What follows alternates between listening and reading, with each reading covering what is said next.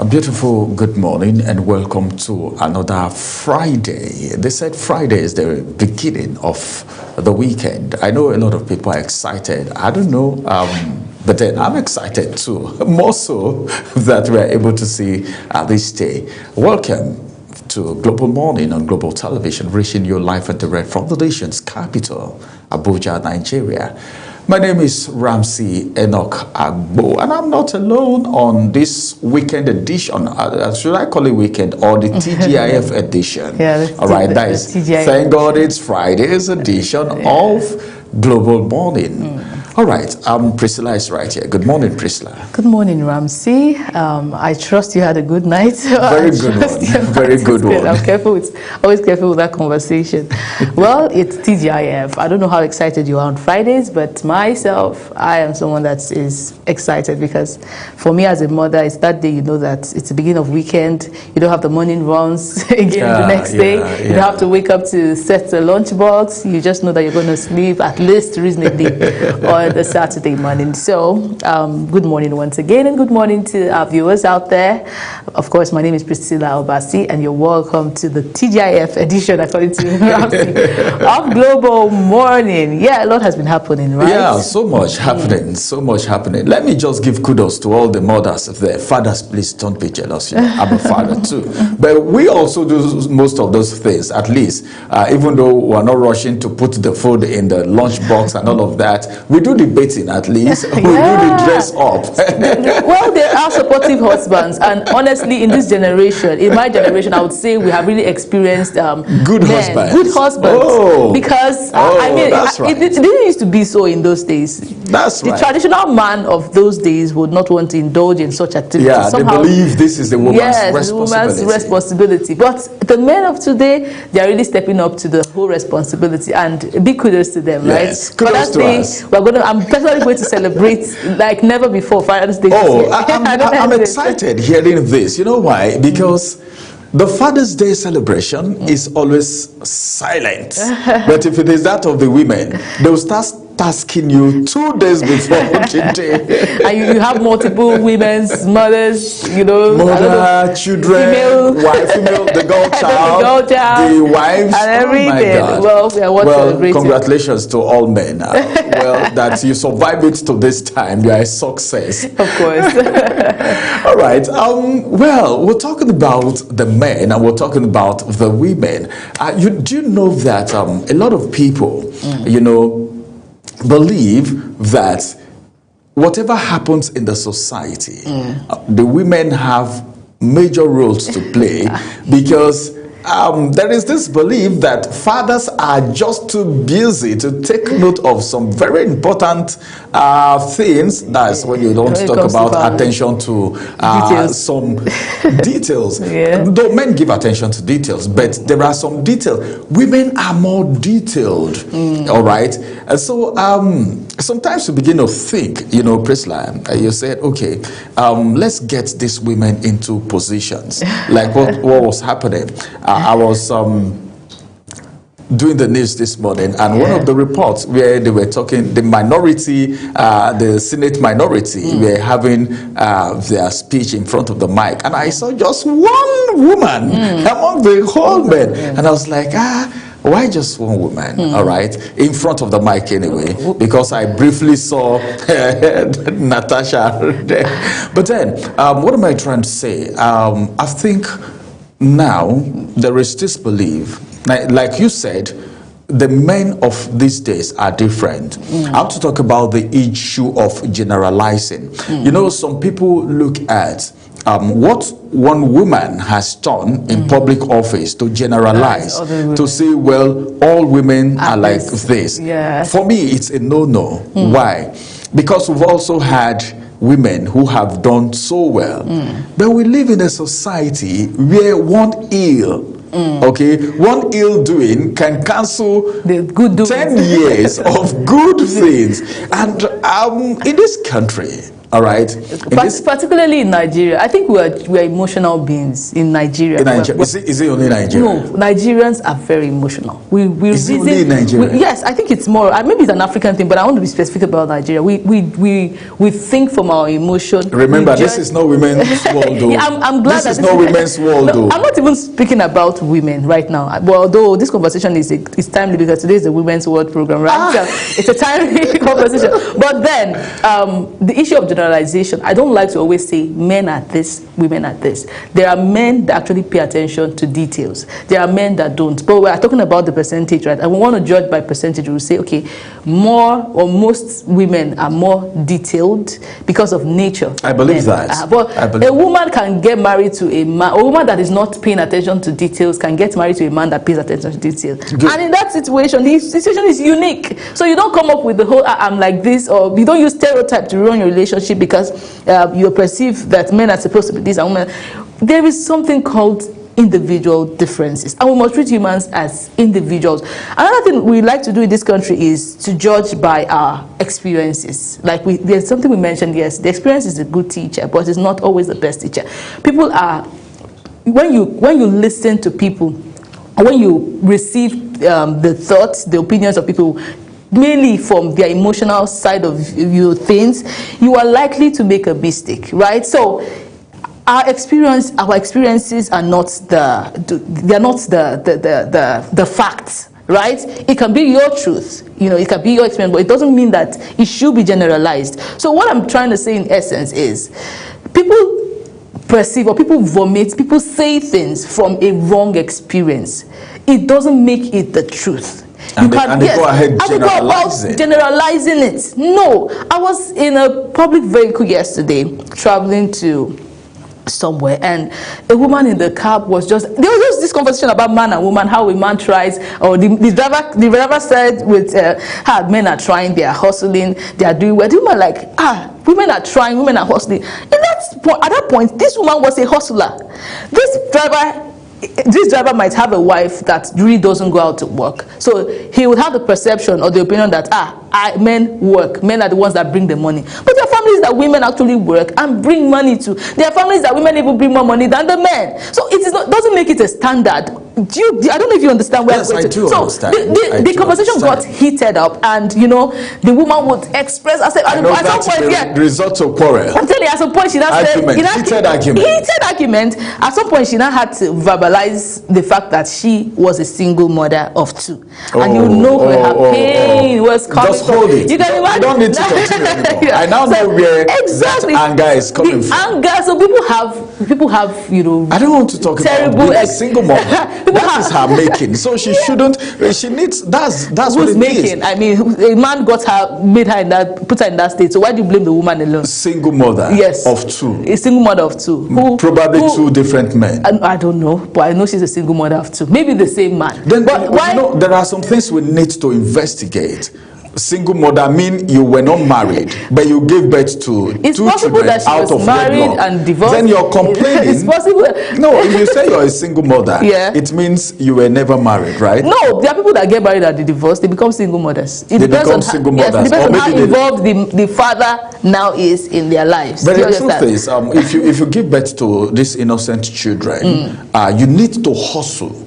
All right, if you're not doing well. And that's the reason I tell people all the time, you need to be calculative. You were talking about the fact that you had just 2 and you're okay, and some people say men, women, and all of that. That's none of your business right now. Yeah. But then it is our responsibility to care, all right, for these kids who are innocently brought into this world. So if you're hustling to bring them up, and though I can see her pain, I'm not even justifying her, because I know she was speaking from a place of bitterness. Because she may have gone through so much. She has gone through and in the peak of the whole situation, I just told her, Madam, I understand your experience. Priscilla, do you know, I tell people all the time, you should be careful the way you talk in public places because you don't know where somebody else is coming from and where they are going, and you don't know the peculiarity of their experiences and their situations, what they are going through, especially in this kind of economy. You remember what just happened? I could remember when subsidy was removed, because this is Global Morning, and we'll look at societal and national issues and political issues as it may. A woman was going to the office and she was lamenting. A lot of people lost their jobs that period.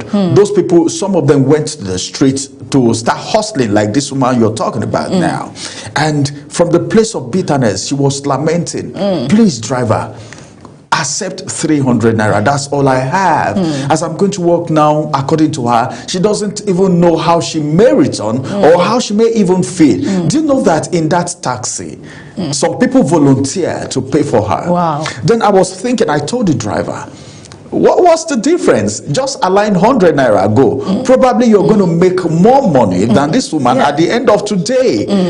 Being on the road as a taxi driver. You know, that's why I'm talking about the peculiarity of human beings, the way human beings think, different situations that people go through, and the level of societal consideration that we have and approaches to situations. You know, you were talking about something yesterday about the way people look at situations. The way you're looking at it may be different from the way I'm looking at it. So sometimes we don't need to generalize. But on the whole, I want to announce to you and to Nigerians that Nigerians are very resilient people. The way the shocker was during the subsidy removal has reduced. People are going back to their normal businesses. They are getting used to the situation. And now nobody is talking about all those.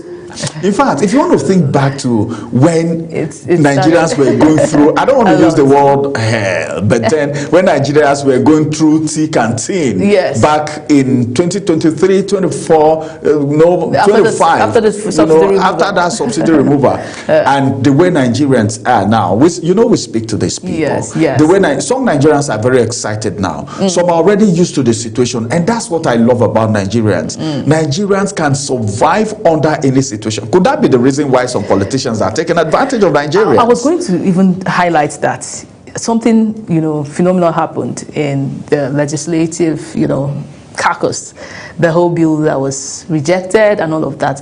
And I started to think about it. When this thing happened, it happened when there was so much noise on social media about a particular thing. So it looks like our leaders are becoming strategic to know how to work on because there's social media now, and social media is a reality. So many it's a turn.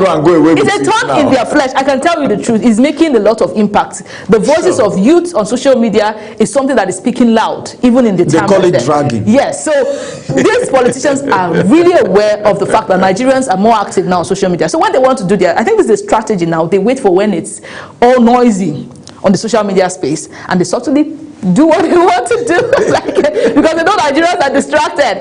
We are focused, we are very emotional, religious, sentimental, you name it. So when the emotions are high on, and I want to say perceived irrelevant topic, they now subtly just pass a bill, or just make a move, or just do something strategic in the system, a policy, or just name it. And at that point, I tell you, Nigerians are not even knowing what is happening because we are too engrossed with the matter, the trendy matter. And the whole thing comes and it becomes a policy. And when the effect starts to come out, we are wondering, how did this happen? When did this happen? Information has slipped past your fingertips and you didn't know. I'm saying this to say, a lot of Nigerians don't even know that something as important as the electronic voting act that was rejected. A lot of Nigerians don't know. It has been going around blogs. People have been reposting, but we are focused on the trend. It will be elections time, and then we'll wonder why our votes not being transmitted. That is when some Nigerians real time. That is the point where some Nigerians will now start to ask questions that they should have been asking now, raise voices that they should have been raising now, and this is the issue. INEC is even minding their business. INEC is just minding. Amopeton is just minding his business. But the truth is, so much is expected from INEC. But some Nigerians will tell you, is it not Nigeria again? What is this so much? Because, see, In 2023, okay, I hosted severally, all right, the information person for INEC. And if that man speaks, I don't want to call his name right now, or some of you already know him. I don't want to speak. This education, the person in charge of information and education, you know, the way he spoke about beavers. The day I heard, you'll be so intrigued and say, "Oh, Nigeria has changed." The collaboration with the company manufacturing it, how they came in to train the people, the kind of people that are going to handle the beavers, what the beavers is going to do, how every loophole has been blocked, how this election is in 2023 was going to be the best. The best. So many things. The inclusion, the preparation for people who the albinism, inclusion, everything.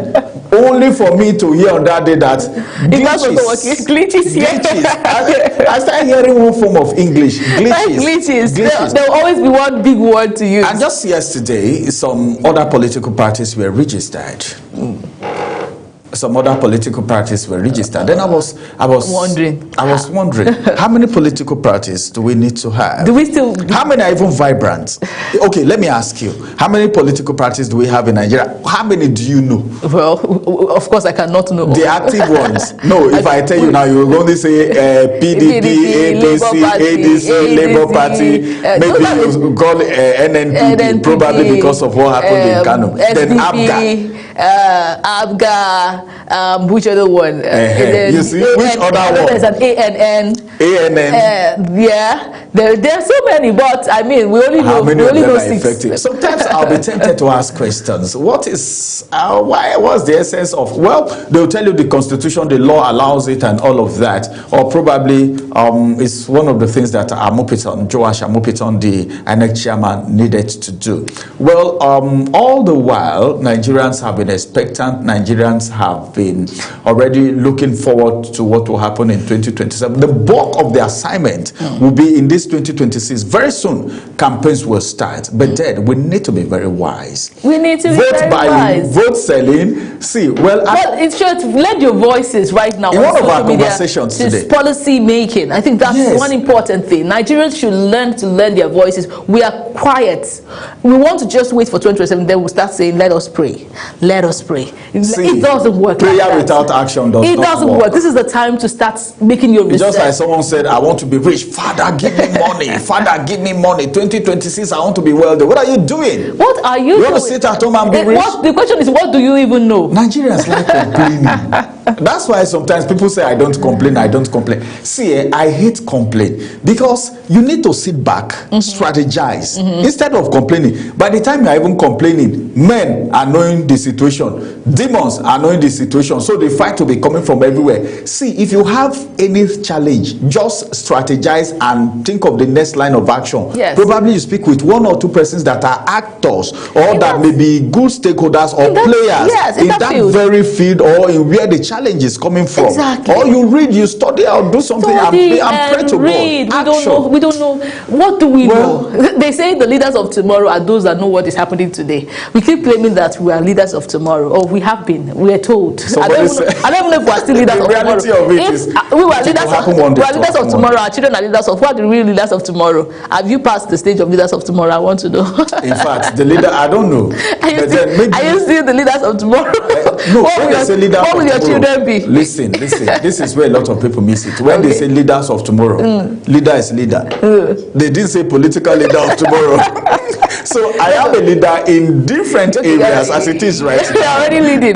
I'm already leading today in different areas. So I'm already leading. Okay, so it means that politically. So it means that children that are class reps are already leaders of today. They are leaders in leaders of tomorrow. All right, everyone. Well, this is a Friday, the TGIF edition of Global Morning. It needs to be a little soft, touch the societal issues, the political issues, the national issues that are of pertinent importance. We'll take a quick break. After this break, we'll bring you inspirationals. Then the newspaper headlines will come your way. Stay with us. Wake up with Global Morning, your daily guide to what's happening and making the rounds. We delve into headlines, newspaper reviews, spot-on analysis, policies, current events, real talk, real issues that affect us all. From the latest trends to the debate, every topic, every angle, Global Morning is where it all starts.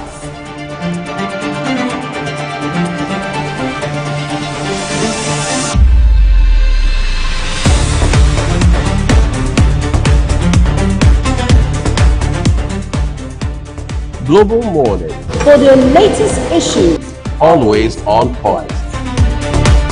watch Global Morning Monday to Friday at 7 a.m., Saturday and Sunday at 8 a.m.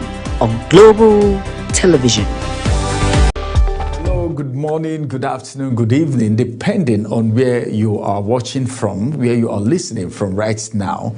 My name is Ramsey. Let's talk a little bit. A lot of people think the way they want to think because everyone is entitled to their decision. Everyone is entitled to how they think. But then you have the right to think in a particular way. But then there is something I want us to consider today, inspiring ourselves, encouraging ourselves. What we are trying to achieve here is to set someone on track, give someone hope, restore someone's belief and faith in himself, in herself. What are we saying? There are things that you don't need to procrastinate about, that you need to start now. From where you are, using what you have, doing what you can, because nobody, all right, would want to have it all before they get started. If you're waiting for when you have it all before you get started, then it is a problem. So now, I want to ask a question. Let me ask you a question. How many dreams have died because someone was waiting for the perfect moment? How many dreams do you think have died? Even you who is listening, who is watching right now, how many of your dreams, how many of your plans have died because you were waiting for the perfect moment? Some will say, I will start when I have the money. Some will say, I will begin when I have the right equipment. Some said, I will take the first step when everything is in place. But when is going to be the time that everything will be in place? These are the questions we should be asking ourselves. But let me tell you something. The truth is this: there will never be a perfect time. The perfect time is now. All right? Arthur Ashe, the legendary tennis champion, once said, start where you are, use what you have, do what you can. He didn't have the fanciest equipment. He didn't train in the best facility, but he had willpower and courage to start whatever he had. You see, greatness doesn't just wait for the perfect time. It doesn't care about perfection. It grows through progress. Every successful person you admire today started small. The difference between them and others isn't the talent, all right? It's the action, the move. Don't despise your humble beginning. Don't mind what people are saying, because people will say so many things about you.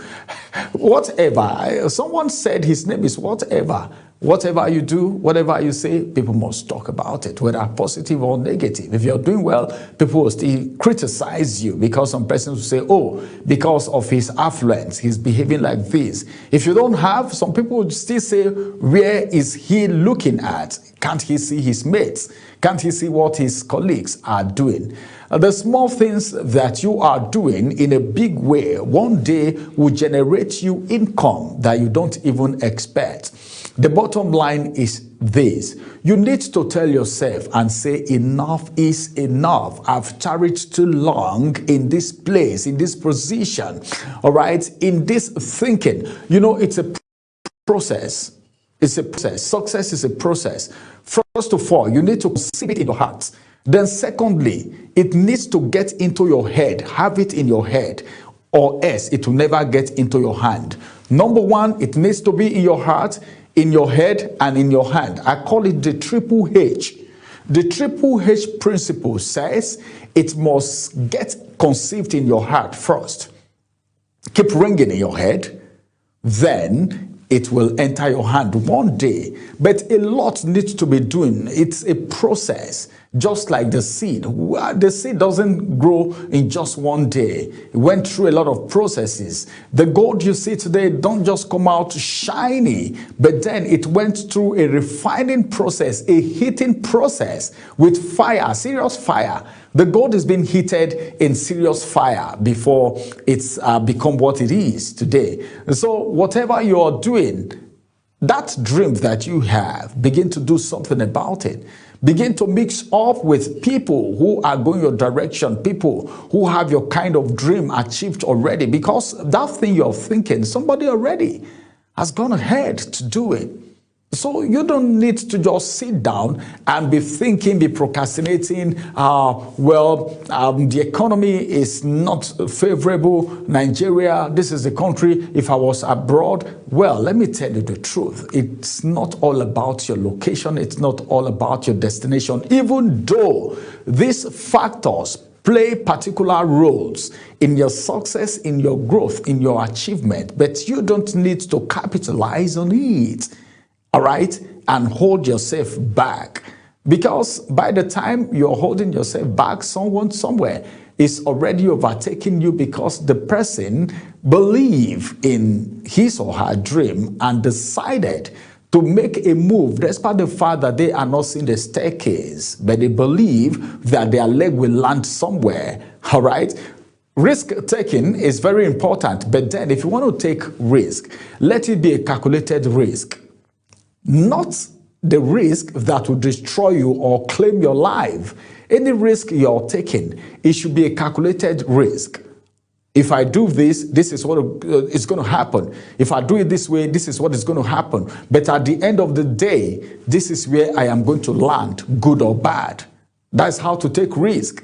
You don't just take risk randomly and say, well, whatever wants to happen should happen. You should know that this thing that I want to do is two ways. It's either it happens this way or it happens the other way. But those two ways should be something that you should be able to survive, not that kind of risk that will end you in jail. Then that dream is already dead on arrival. That vision is dead on arrival. So if you want to take risk in as much as risk taking is part of the game, you need to be calculative. You need to put your sense together. All right. And you just need to know that every expert was once a beginner. Everyone started from somewhere, and they are where they are today. It's so beautiful talking with you. It's so nice talking with you in this aspect. A lot of people tell themselves, this is what I want to do. They start and they stop halfway. Some persons start and one thing comes up and they abandon that and rush on the other thing.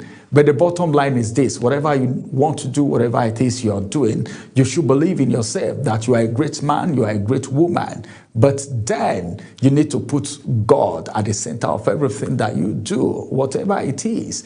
Allah, okay, is supposed to be in charge. And everything you want to do, don't succeed at the detriment of the other person, because nemesis will not allow that success see the light of day. You might be successful today, but how long is that success going to be sustained?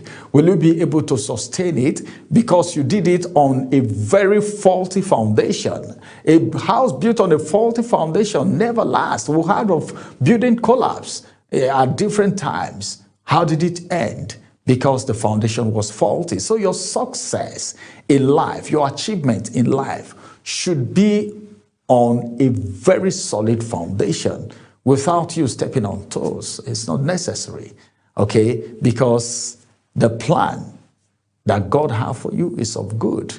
So do your best and try everything that you can and get started now. Get started now. January, February, March, April, May, June, July, August, September, December, you should be able to sit down and say, yes, this is what I have done. This is what I have achieved. All right. It might not be 100%, but at least 75, 80, 85, 90 is still a very good one. Thank you very much. Have a beautiful time. I want to see you at the other side of success so that we can celebrate together, because the world is waiting for you to manifest your success. Thank you.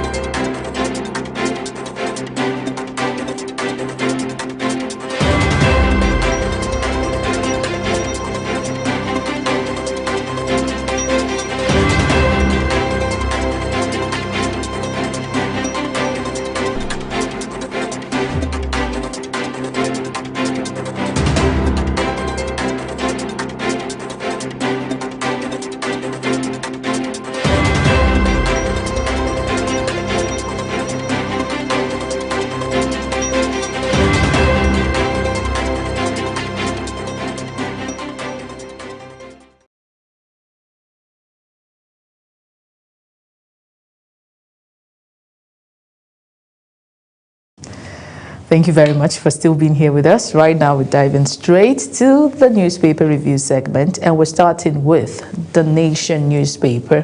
First story above the nameplate, Remi Tinubu's presence at U.S. prayer excites Trump.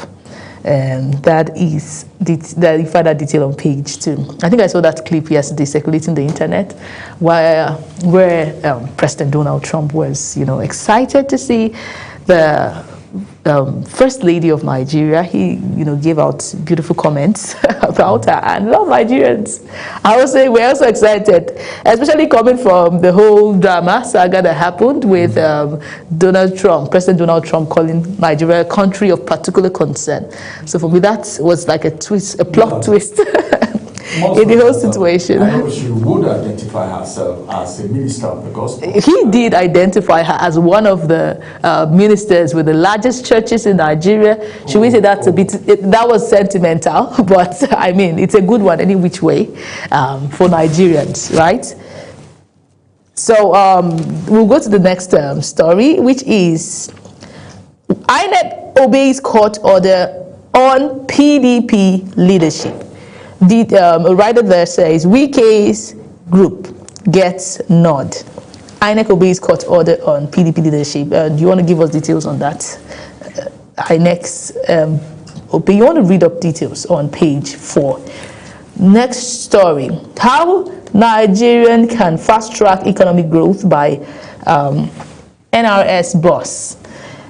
RMFAC new pay package for office holders ready. Okay, whoever gets that, congratulations to them. All 183 rescued Kurmin Wali worshippers back from captivity. Well, details on page 6. Terrorists killed Kwara villagers for refusing strange belief. And this is really sad. I heard they were killed because they refused to accept their religion, their belief system, and then they were all wiped, 183 in number. According to some of the reports circulating social media, it was even said that they even took a break to go pray, then come back to finish executing their mission. I mean, how sad can that be? Well, I don't know. I don't know how long it took for that to happen, but for people to strike the first time, then go do their prayers to return again, and the people were still left in like bondage, that, unprotected. That's what my guest was talking about yesterday. How many stations, outposts do we even have in some communities? And the way they do these things, they go to hidden places, right? Probably you can't even reach out to the security operatives, and all of that. But then, how on earth? Nigeria is a country where you have freedom of religion. So exactly. Why should someone force somebody else to believe whatever it is? I don't know. It's really sad. I have not really been happy since yesterday after hearing this incident. We pray that their souls rest in peace. Amen. Terrorists, okay, DHQ, the writers to that, DHQ reveals cause of this dastardly attack. Tinubu Abdulrazak meets at Asu Rock. Okay, we hope that it's to follow up the whole incident. Senate defense action on Electoral Act amendment. ADC, NNPP, others fault Red Chamber. Of course, what do you expect, or what do we expect? Nigeria World Bank strengthen partnership to boost economy. You find a detail on page 3. And finally, we have federal government and use of tax credit scheme for road construction. Those are your headlines for the Nation newspaper. We go now to the Nigerian Tribune as Ramsey takes us through that paper. All right, let's quickly look at the Nigeria Tribune and see the number of headlines that we have there for you today.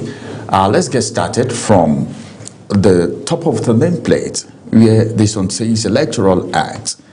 E-transmission of result must stand. Opposition senators. All right. Then some riders to that story vows to monitor to presidency. This one says OBADC, NBA, Yaga Africa, PAACA reacts. Then Nigeria taps into $7.7 trillion global halal market. One writer to that story, and it says caution against religious interpretation, says it will unlock $12 billion economic value. Then let's take you to Kwara State. Kwara's attack are religious extremists. This is government saying this. Death toll rises. Bodies still being pitched from bushes. U.S. troops in Nigeria, not combat forces. DHQ. You say U.S. troops in Nigeria, not combat forces. Wike-backed PDP leaders recognized by INEC attend stakeholders meeting. One writer to that story, and it says Turaki-led NWC faults INEC. A lot of battle right there. I think those are the headlines from the Nigerian Tribune this morning. As we move to the next point of call, which is the Daily Trust newspaper. Okay, on the Daily Trust newspaper, we have the first story below the nameplate.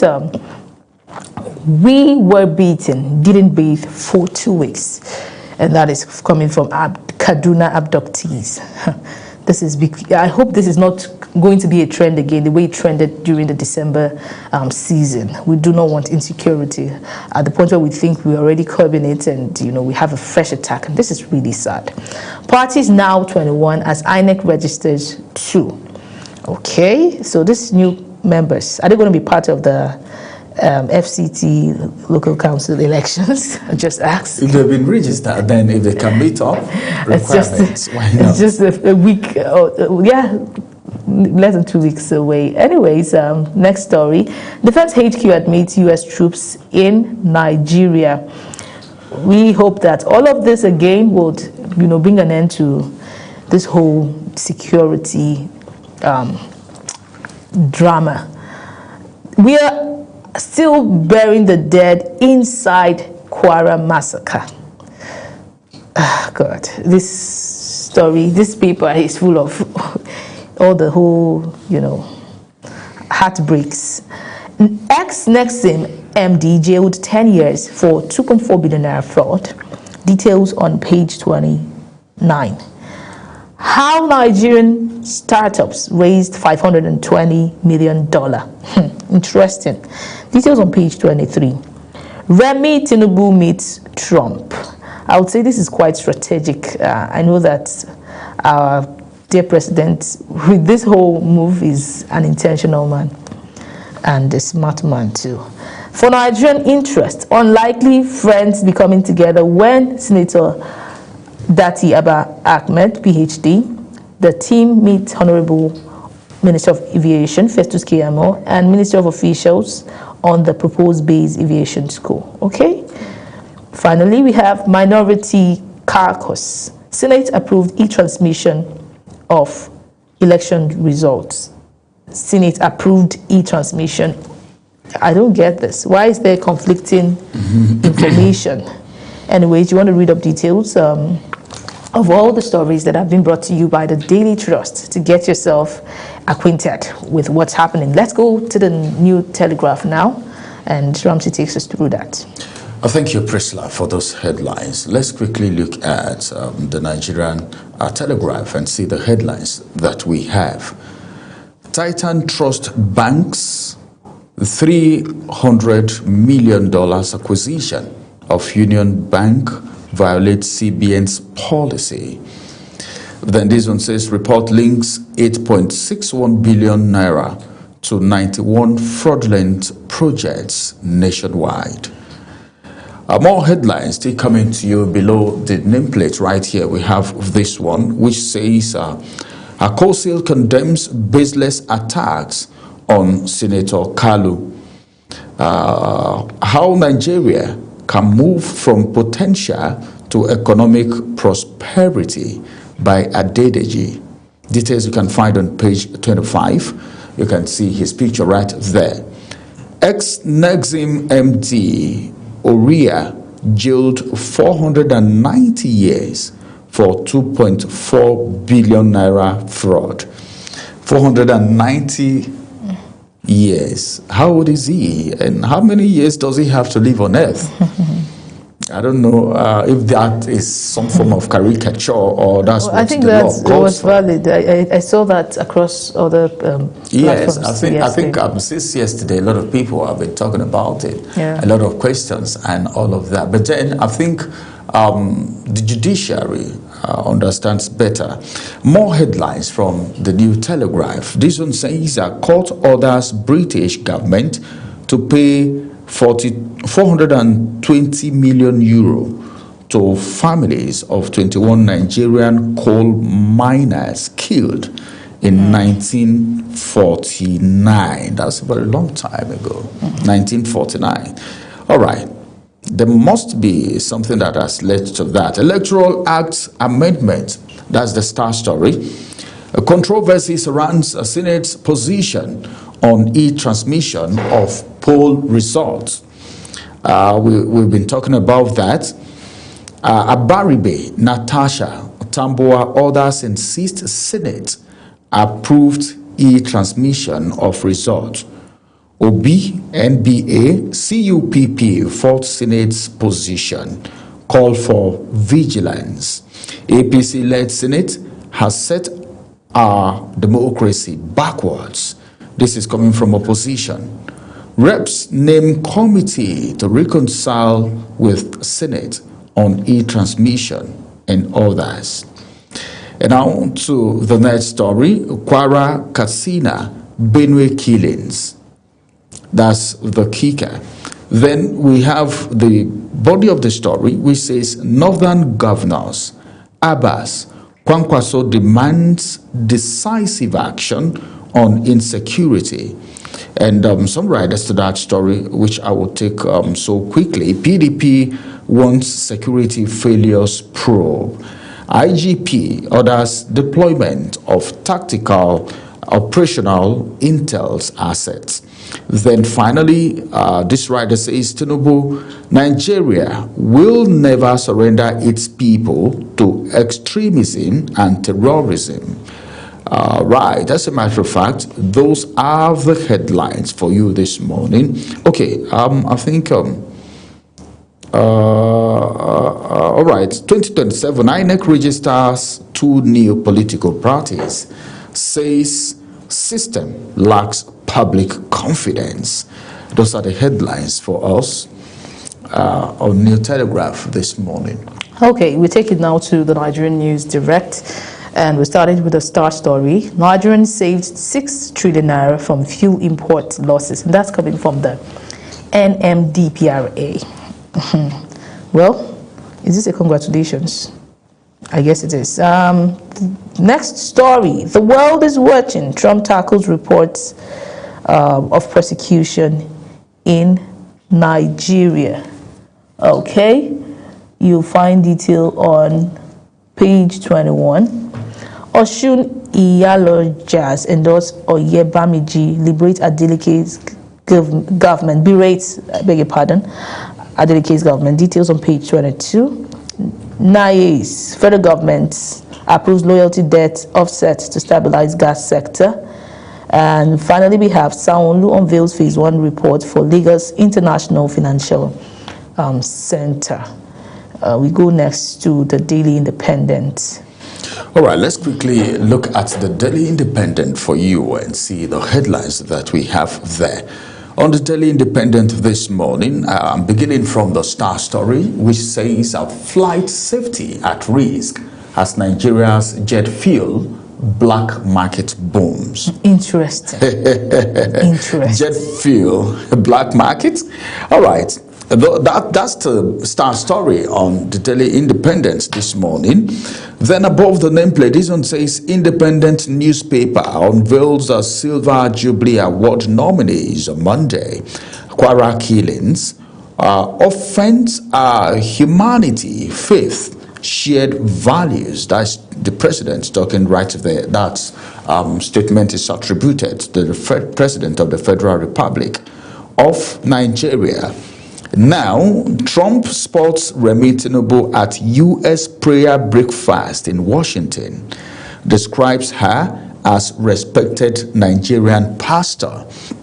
All right, that's a good one. It's not easy for United States to recognize someone as a respected pastor. If it is some parts, if it is Nigeria, they'll say, okay, because she's the president's wife or something.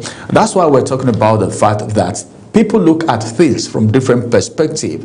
The way people size up people, evaluate people from different perspectives. For the United States President Donald Trump, he said the president's wife, Remi Tinubu, is a respected pastor in Nigeria. All right, that is viewing from a distance. Tech alone can't fix Nigeria's voting crisis. That's INEC talking. All right, so, all right, let's see the other things that they will add to tech that will make Nigerians' voting crisis reduce. Register 2 new political parties. Those are the riders. Electoral Act. Senators reaffirm passage of clause on e-transmission of results. Page 6 is where you get those details. Kaduna governor receives freed worshippers abducted from churches. Then opposition blasts Senate over rejection of real-time e-transmission of election results. And as a matter of fact, finally, from the Daily Independent newspaper this morning, we have this one which says Kwara, Katsina, Benue killings. That's the kicker. Nigeria, now a killing field. That's article talking right there. All right, incidentally, that's going to be the size of the headlines for this morning as we go on a quick break. After this break, Ogochukwu Mobno will be returning with Social Buzz. Stay with us.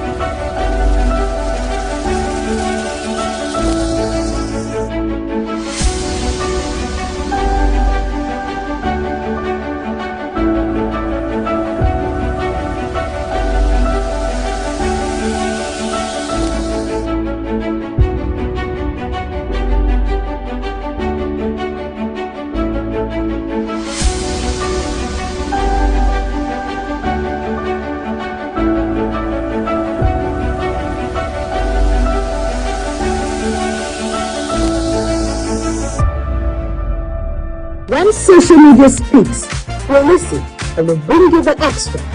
It's your one-stop show for trends, and the tea everyone sips. Join the conversation, share your thoughts, and get the extra dose of what's shaking the internet. And the issues making wave on social media to your doorstep. Social Buzz Extra, where the trend meets the talk, only on Global Television.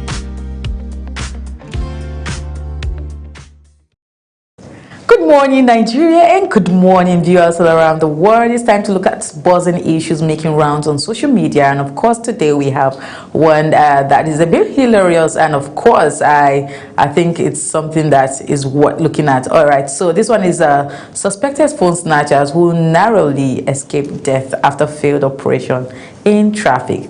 A viral video making the rounds online has captured the scary moment a suspected phone snatcher almost lost his life after a failed theft attempt in slow-moving traffic. The incident reportedly happened in traffic where the suspect riding on a motorcycle stretched into a car through an open window in an attempt to snatch a mobile phone, you know.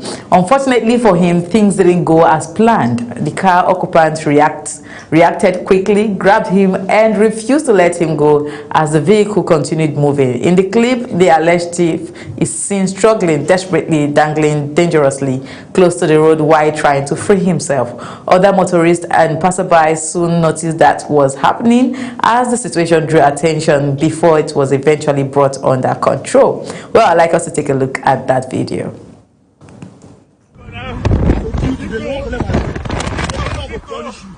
Don't hold this one for me.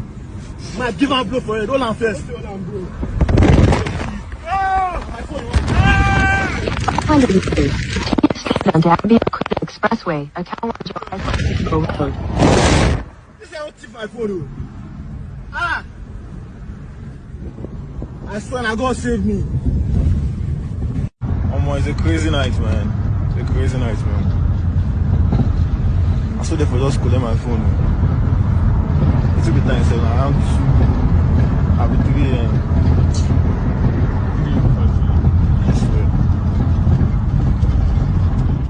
All right, you see why I say is a funny video out there, and well, I'll just take some comments from social media, and then we're going to discuss this here in the studio. And one of the comments I'm taking is from Crystal Berry, and Crystal says, "This is too bad. No matter what, no human should attempt stealing your phone and still leave. You for just give a free ride to Shomolu.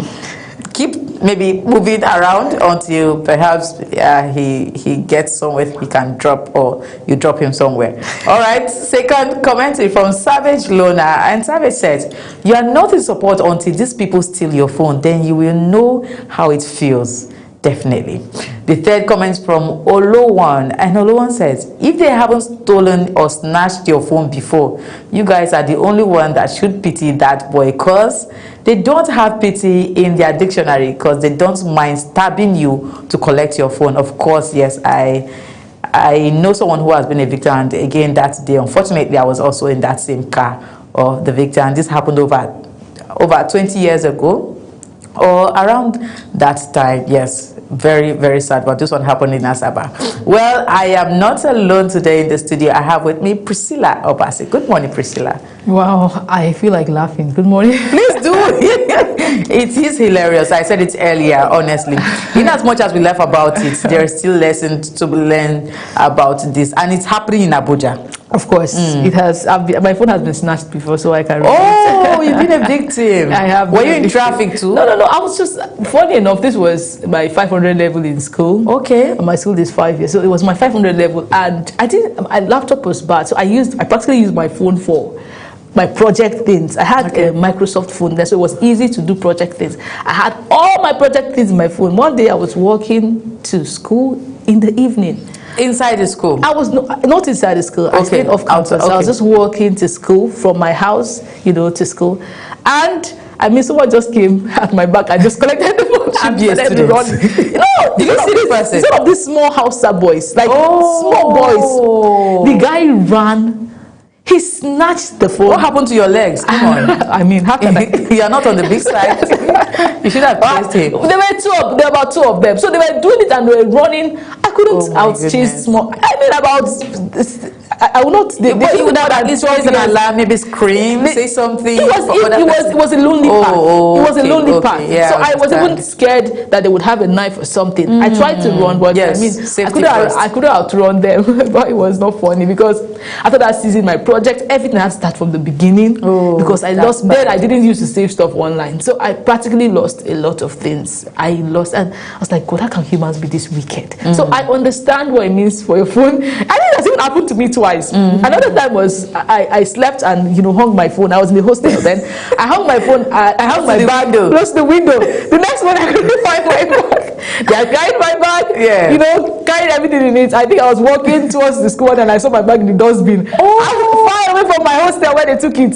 So I can understand what it means for the phone to be snatched, and it's not funny at first. I will first blow, like you will be trying to think what exactly just happened to me. I mean, and all of that. Traumatic. Yes. It is traumatizing. It is traumatizing. So I really understand. I saw this video yesterday on social media, and I was going through the comments, and I saw a lawyer commenting saying he can actually be this is a crime. And I'm like, I don't understand. Who that is committing the crime? The person videoing the person videoing the guy, the thief, is committing a crime. Okay. And I'm like, I don't understand. Okay. The person said that it's a crime. That there should be some explaining to this. Yeah, she said you're threatening life. That's what she said. Okay. Of course, she's a lawyer, but what is called self-defense again in Nigeria? What if this guy is self-defense? What if this guy is going to do something bad to me? I'm defending myself. So why do you call? The guy said, how the person commented saying, how do you put this video on social media? Do you know you can be jailed for this? I'm like, what? So what happened to the thief? What happened to the thief? Really, I really want to learn about this. What the person didn't even comment about the thief. I mean, if you had come from the angle of this guy is what he's done, at least say something wrong about what the person has done before coming, because Nigerians would just like to bring out comments that just for engagement or just for clout. I understand that it can actually, but I mean, there's a situation there. Why not attack the situation? Why not talk about the ugly situation first before giving your legal advice as a lawyer? Because your phone has not been stolen before. Honestly, you will not even bring that particular advice. I mean, it was such a smart move. Painful. From those guys. Honestly, a smart move, because a lot of persons they all fell victim of this situation, this crime. And of course, in Abuja, I remember one time I was in a cab, a public cab, and I was sitting in front. It was broad daylight in the afternoon, and the man immediately told me, "Put your phone." I was pressing my phone, He said, "Put your phone inside your bag. You see this place, this traffic,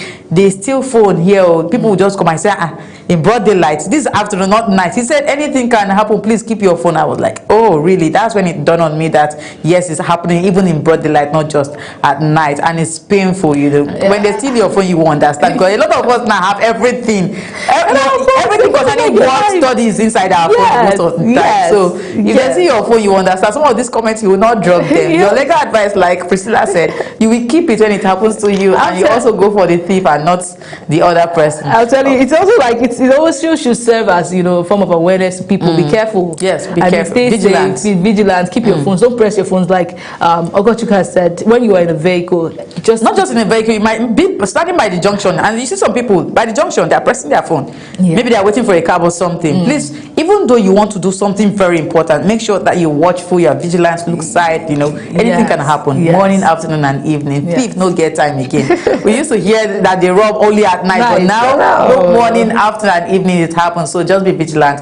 Of course, when you are in your vehicle, maybe you want this natural air, you can wind up to an extent where you know that no one can penetrate with their hands. Yes, definitely you get natural air with that. Okay. Nobody should steal. Why do you even want to steal? Oh, please, you cannot even stop that. This stealing thing has been happening even before we were born. You don't have any excuse to steal. Like, you can use your brain. They'll tell you, the economy. They always have something. They have an excuse. Everyone that does things like this, they always have an excuse. And you ask yourself, why are you giving excuse of the economy? We also are going through. Everyone is going through this economic hardship. The brunt effect of the brunt effect. Why not you go learn a skill or something and start doing for yourself? I said there's no excuse for anyone, even people who are living with disabilities. Right now, well, they are out there doing something for themselves. No one is sitting on the street begging for alms anymore, because even the person you are begging from, you don't know if the person has eaten. That's it. So most times you work for yourself. You have your hands and your legs. Thank God you work for yourself. Okay. All right. This is a lesson to everyone out there who is doing this, because if they catch you again, thank God this one actually escaped, and I don't know, but I know he must have sustained some level of injuries, but whatever it is, he has escaped to this one. I hope he learned his lessons. All right, this is all we have for you today on Social Buzz here on Global Morning. We are closing the curtains for Social Buzz, and I'll be leaving you in the hands of Priscilla and Ramsey as they usher us into the discussion session of Global Morning. So stay with us. Good morning once again, Nigerians and viewers around the world. It's Friday. Thank God it's Friday. I am Ogosh Kwobno. Bye for now. When social media speaks, we'll listen and we'll bring you the extra. It's your one-stop show for trends, truth, and the tea everyone seeks. Join the conversation, share your thoughts, and get the extra dose of what's shaking the internet. And the issues making wave on social media to your doorstep. Social Buzz Extra, where the trend meets the talk, only on Global Television.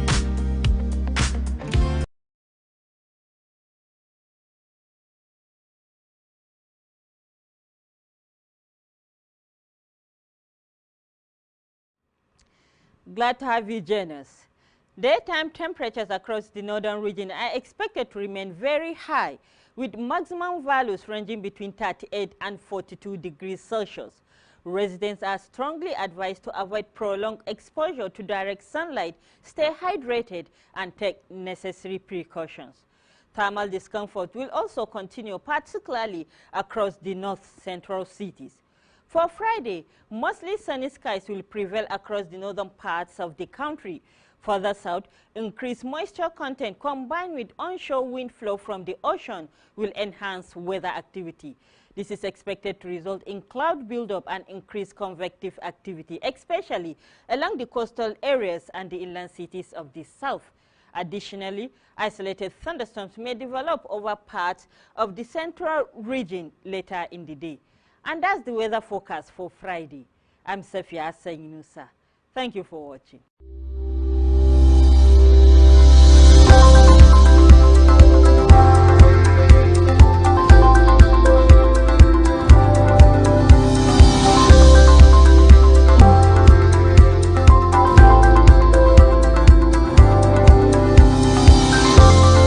Wake up with Global Morning, your daily guide to what's happening and making the rounds. We delve into headlines, newspaper reviews, spot-on analysis, policies, current events, real talk, real issues that affect us all. From the latest trends to the debate, every topic, every angle, Global Morning is where it all starts.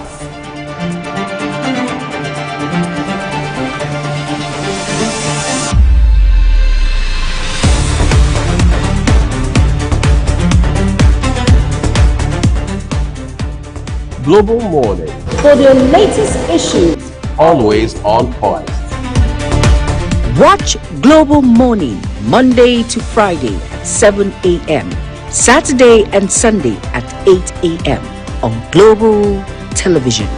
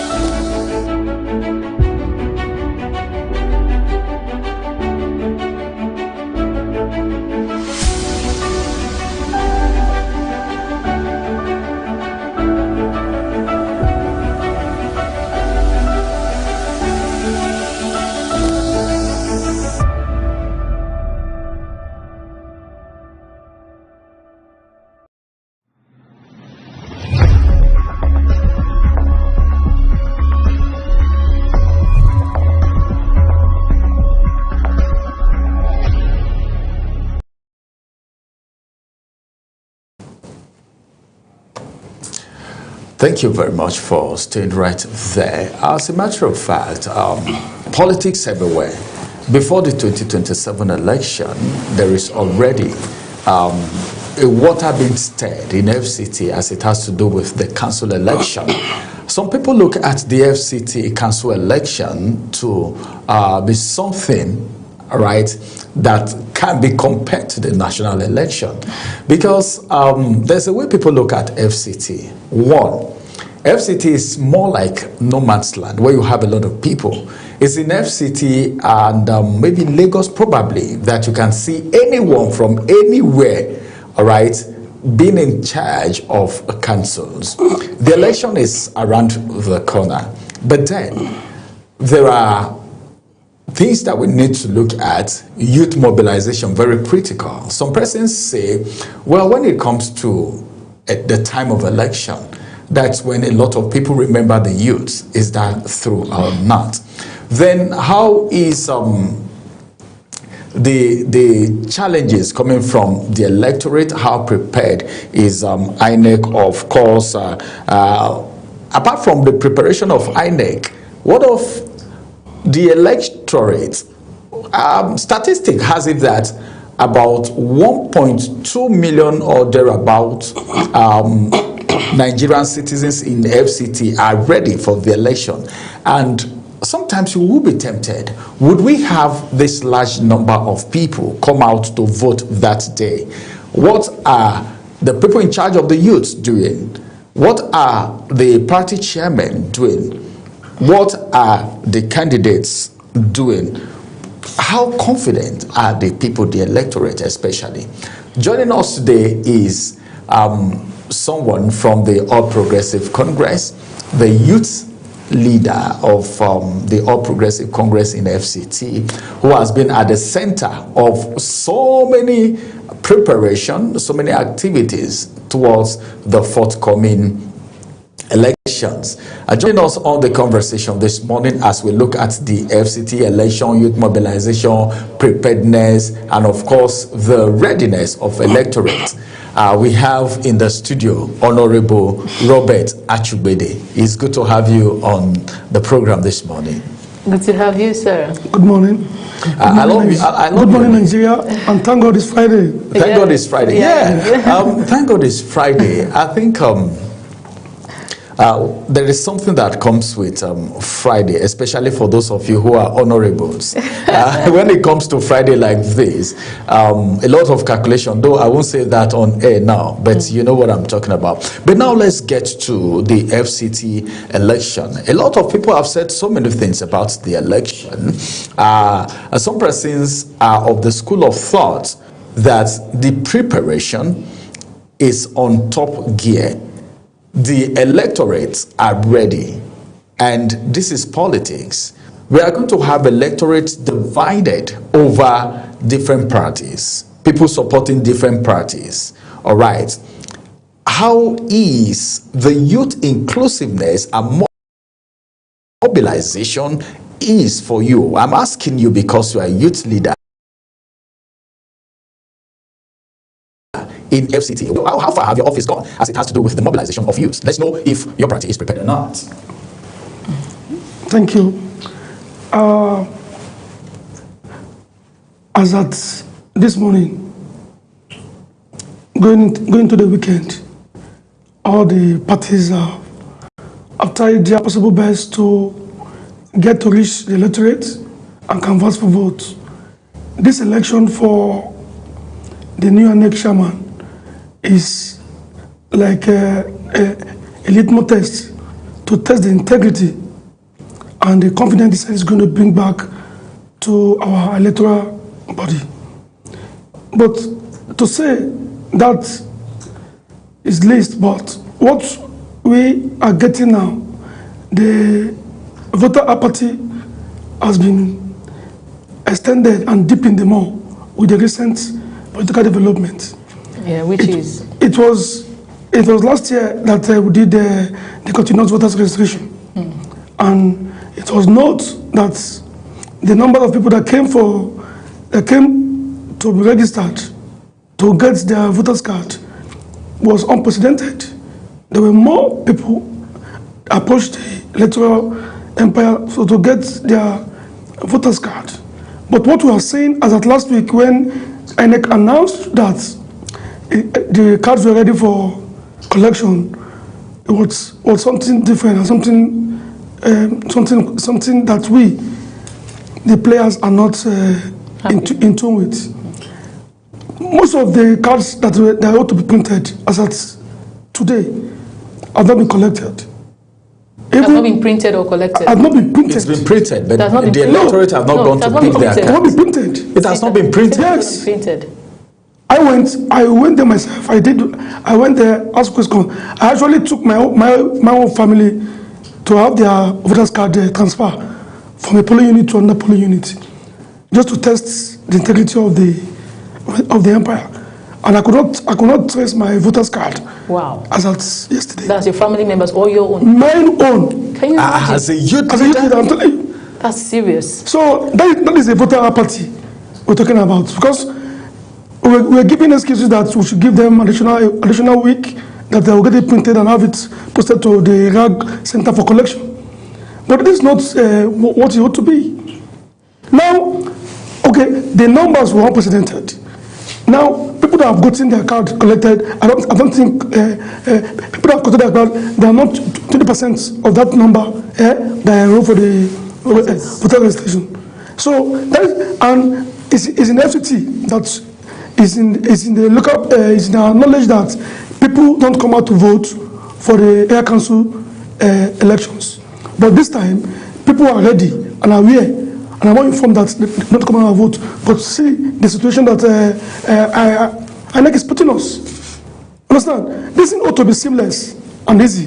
So are you suspecting anything like a foul play? Because one of the things that Amopitan promised Nigerians when he came into office was free and fair election. Yeah. And in the Constitution, we know what it means to deprive citizens of their franchise, you know, as citizens, patriotic citizens who want to participate in the election. So what do you think will be the impact of not printing of voters card until now, even though the election is around the corner? No, it's what's happening with the electoral empire is not deliberate. It could be hitches, technical hitches. No, it's not hitches, please. No, we are used to the word hitches. It's not hitches. It's not deliberate. What is there even supposed to be a hitch in this? Glitches. This organization has happened last year. It's not glitches, Osama. It's negligence in their part. It's negligence. So it's not deliberate. Osama, okay. Yes. No, you see, INEC formation is an institution, but it's an institution that is formed to strengthen our democracy, and they will do everything possible to make sure that this democracy and the parties are carried along, and all actors will see their process being fair. But what is happening is negligence in their part. That is on the next part. It's not, there's no issues, glitches, whatever terminology people use for elections. That's not the situation now. We are urging the chairman, we are pleading and urging the chairman of Professor Josh Amopitan to please act swiftly. He came out, I think, a fortnight ago and did a press conference that they were ready and prepared for the election. For we, the actors, I don't see any readiness in INEC. So if this still continues till next week, what do you think will happen? We'll write them officially, maybe by next week. We're going to write them officially. If they're not ready to release our voters card, then the election should be shifted. No, it don't be shifted. There must be modalities. Like I know that the card I used to vote in previous election, I still have it. With me. That is an exception of you. I still have it with me. Oh. I did transfer. So if I go to my polling unit and I see my picture pasted there, I could vote with that card. Okay, your previous. It's not expired yet. It's not expired yet. Your previous polling unit. Yes. No, my previous card. Voters card. Voters card. So you are asking. If this one is not printed, I could be able to use that vote. How about if it's been printed in the previous polling unit? No, I will check through the list of electorates that will be placed in their center before the election day. Let me ask you, youth leader, don't this amount to electoral malpractice when people want to vote and they don't have their cards to vote and they are being deprived? I mean, they have the grounds to not want to. And someone can just come out today and say, well, my party, wants to vote. My candidates want to vote, but they don't have the card. Because the responsibility of Nigerians, I know a lot of people are saying, register, register, register. There was that campaign everywhere, and people have gone to register, and the voter's card is not available. Don't you think one can stand and say, this is electoral malpractice? Our electoral laws, if strengthening properly, should address such issue. I should be able to sue INEC for not allowing me to exercise my franchise. If actually I avail myself and I'm not given that privilege, I should be able to sue INEC. But you know our laws, we have the best laws in this country, but we don't see them to the letter. And people cause infractions laws and they go away with it. So those issues could be addressed. INEC part in this whole shenanigans going on is negligence on their part, and it's not deliberate. Don't you think? And I know they are doing something seriously about it to have those issues. Don't you think they should come up with a plan B, just in case the issues still persist? Plan B, like having people still come around with you, just as you suggested, because you are opportune to be amongst the inner caucus. Let me say it that way. There are people that don't even know these things. They don't know. They just want to go get their PVCs, and by the time they go to collect and they don't see, they are discouraged from vote. So don't you think INEC comes up with a plan B to bring out the names of those that have been registered and give them a platform, or give them a chance to also exercise their franchise, regardless of whether the process of collecting PVCs is ready or not? Don't you think that's a welcome development? Yes, no, it's a welcome development. The way Nigerians, the readiness and preparedness of Nigerians to actually make this democracy work. If INEC don't tread on the part of the electorate, and they want to train on the part of the power blocks or the kingmaker, they're going to have serious problem. Just like what just happened with the amended electoral act in the National Assembly. I was going to ask. You can see the reactions of the youth on the street. Yes. I bet you in the next few weeks you'll see people on the street protesting against the omission of live transmission. I was going to ask, are we going to have live transmission? I'm not accepting that as a means of integrity for elections. People, the issues are on now, and I know the Senate will still reconvene from the information we had. They're going to reconvene to still amend the act, and we hope that will happen before the election, the 2027 general elections. Because if that does not happen, there will be serious agitation on the streets, and people are ready to come out en masse and defend their votes. Understand? Let our National Assembly, our lawmakers, be seen as intentional in whatever they are doing to make sure that this democracy works. Because if they throw the parts of being authoritative, I bet you they will meet the Nigerian youth on the street. It will be very difficult for them to let's come back to Abuja now. I want to even ask the meeting, the bill that was not the electoral act that was not adopted. Is it going to have any effect on this area council elections? Yes. Are we going to have the transmission of live results, or we're going to work with what has been stamped? It's what I understand. The laws are concurrent. So that's why I said this will serve as a litmus test.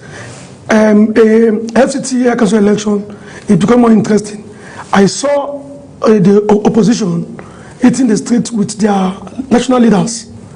So you can see the level of preparedness, and now people are ready to take to take over the role of leadership.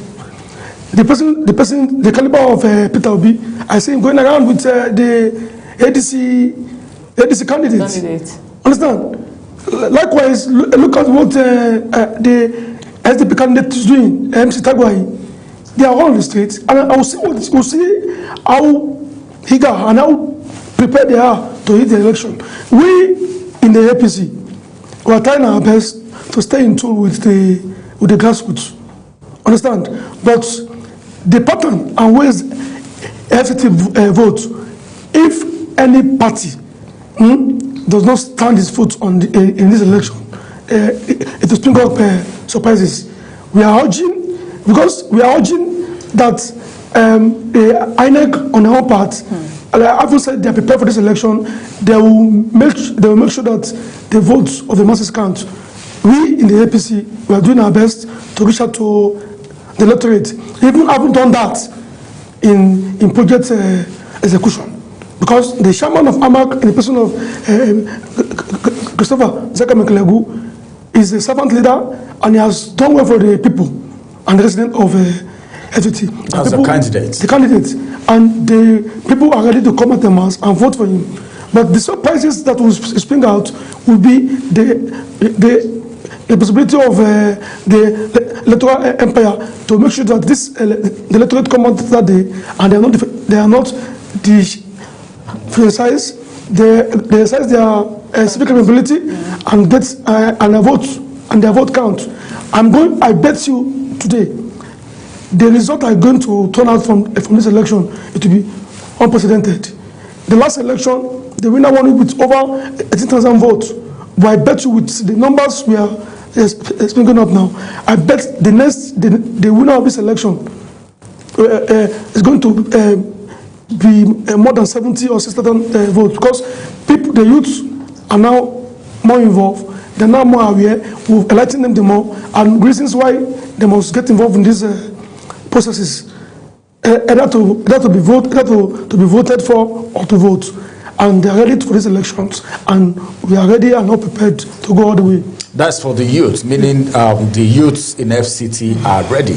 Let's talk about the issue of vote buying in our elections. It's one thing that people have complained about. There was an election conducted since Amopiton came into office. I think he has had two by-elections so far. And FCT is coming now. Like I said, the FCT election is not a small election. Yeah. Now, looking at what is happening right now, youths, all right, like you said, have a very strong role to play when it comes to election in Nigeria. Then coming down to FCT, where you have somebody, you can have a candidate from the east, you can have a candidate from the north, you can have a candidate from the north central. I even heard somebody from Benue is coming out in ADC also, and yes.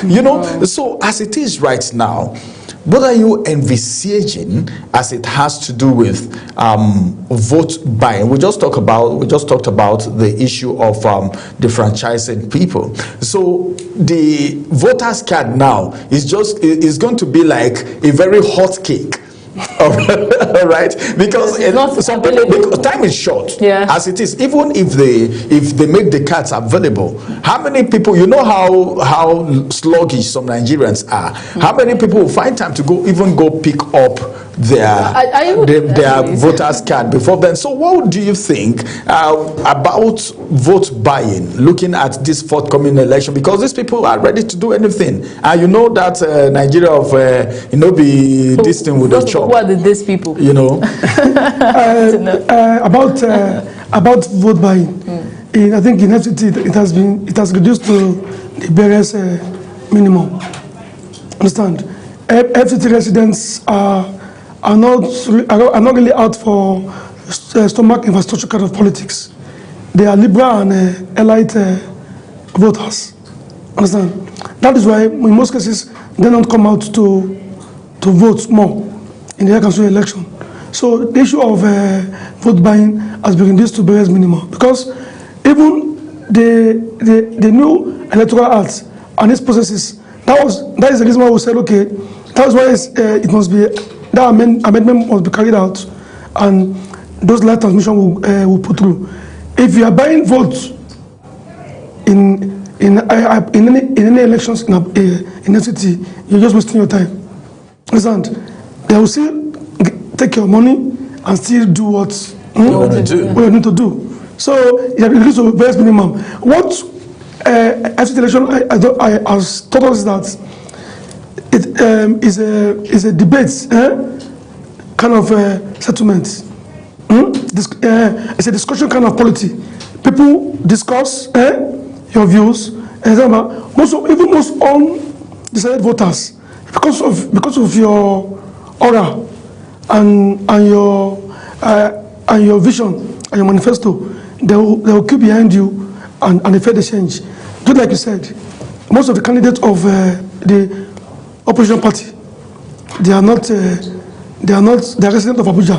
They are not, say, the original inhabitants, because of the beauty of the city. Understand? It's hardly you go to every polling unit now that you don't see over 300 non-resident, non-indigenous voters on the queue. So we are urging them to come out more. It's making our politics more interesting and even better, and more interactive. What we see in FCT politics is people bring the issues to bear. Understand? What do you have to offer?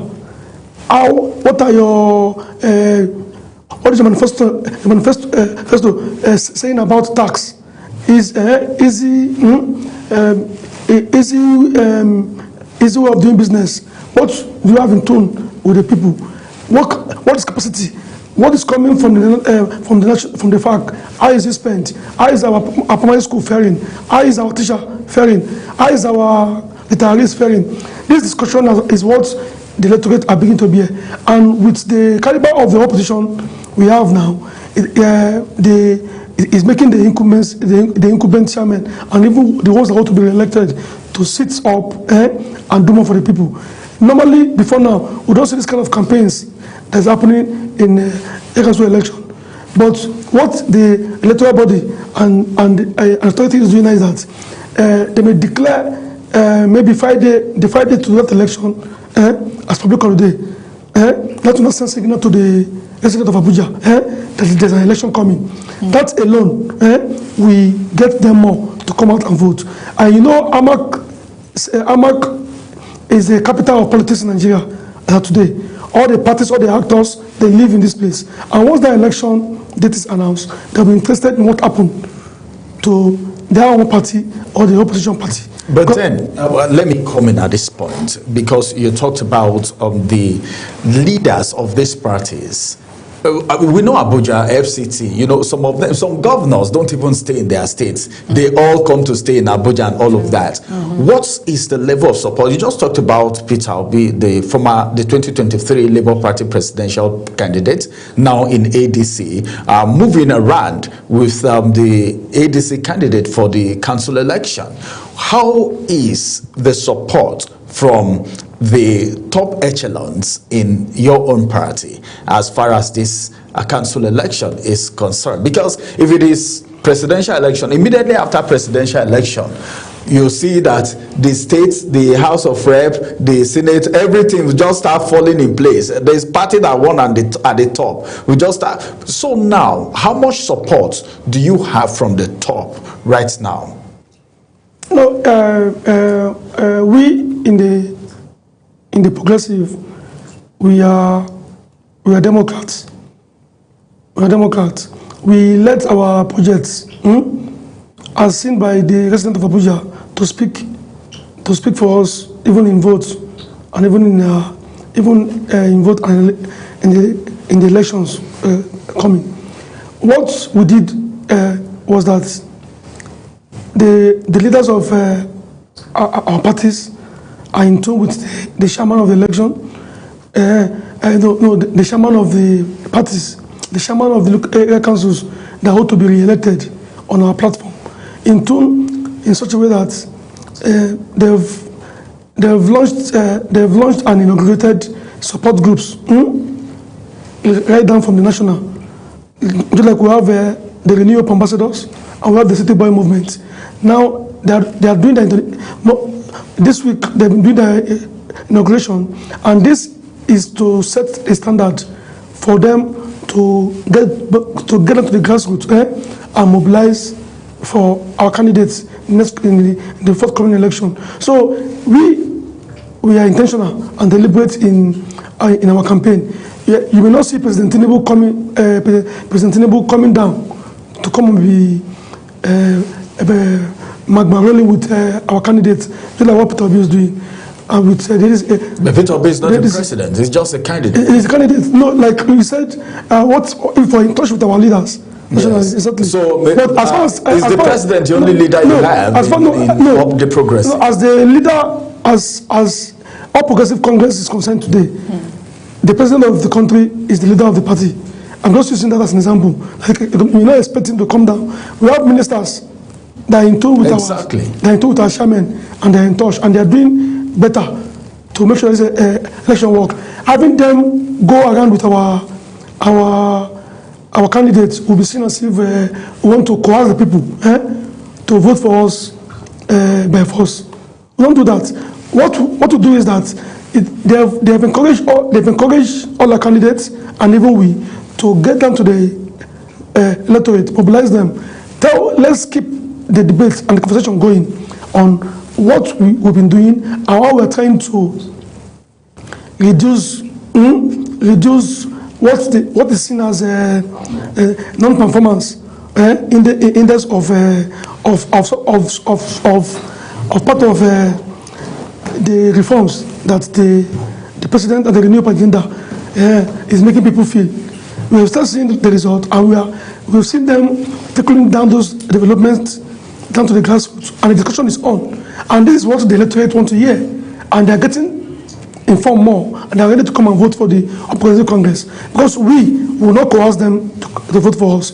We let our performance do.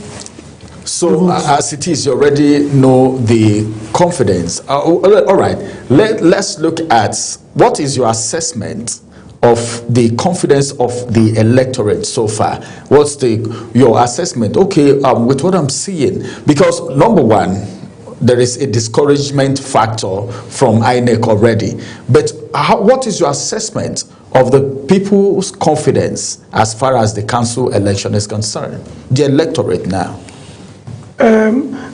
Two issues that will bring to bear on this part is that the recent omission of that, not transmission of live results, has created more voter apathy. Discouraging. Yeah. Discouraging. That is one. And the fact that they have made themselves to be registered and are not able to access their PVCs is discouraging.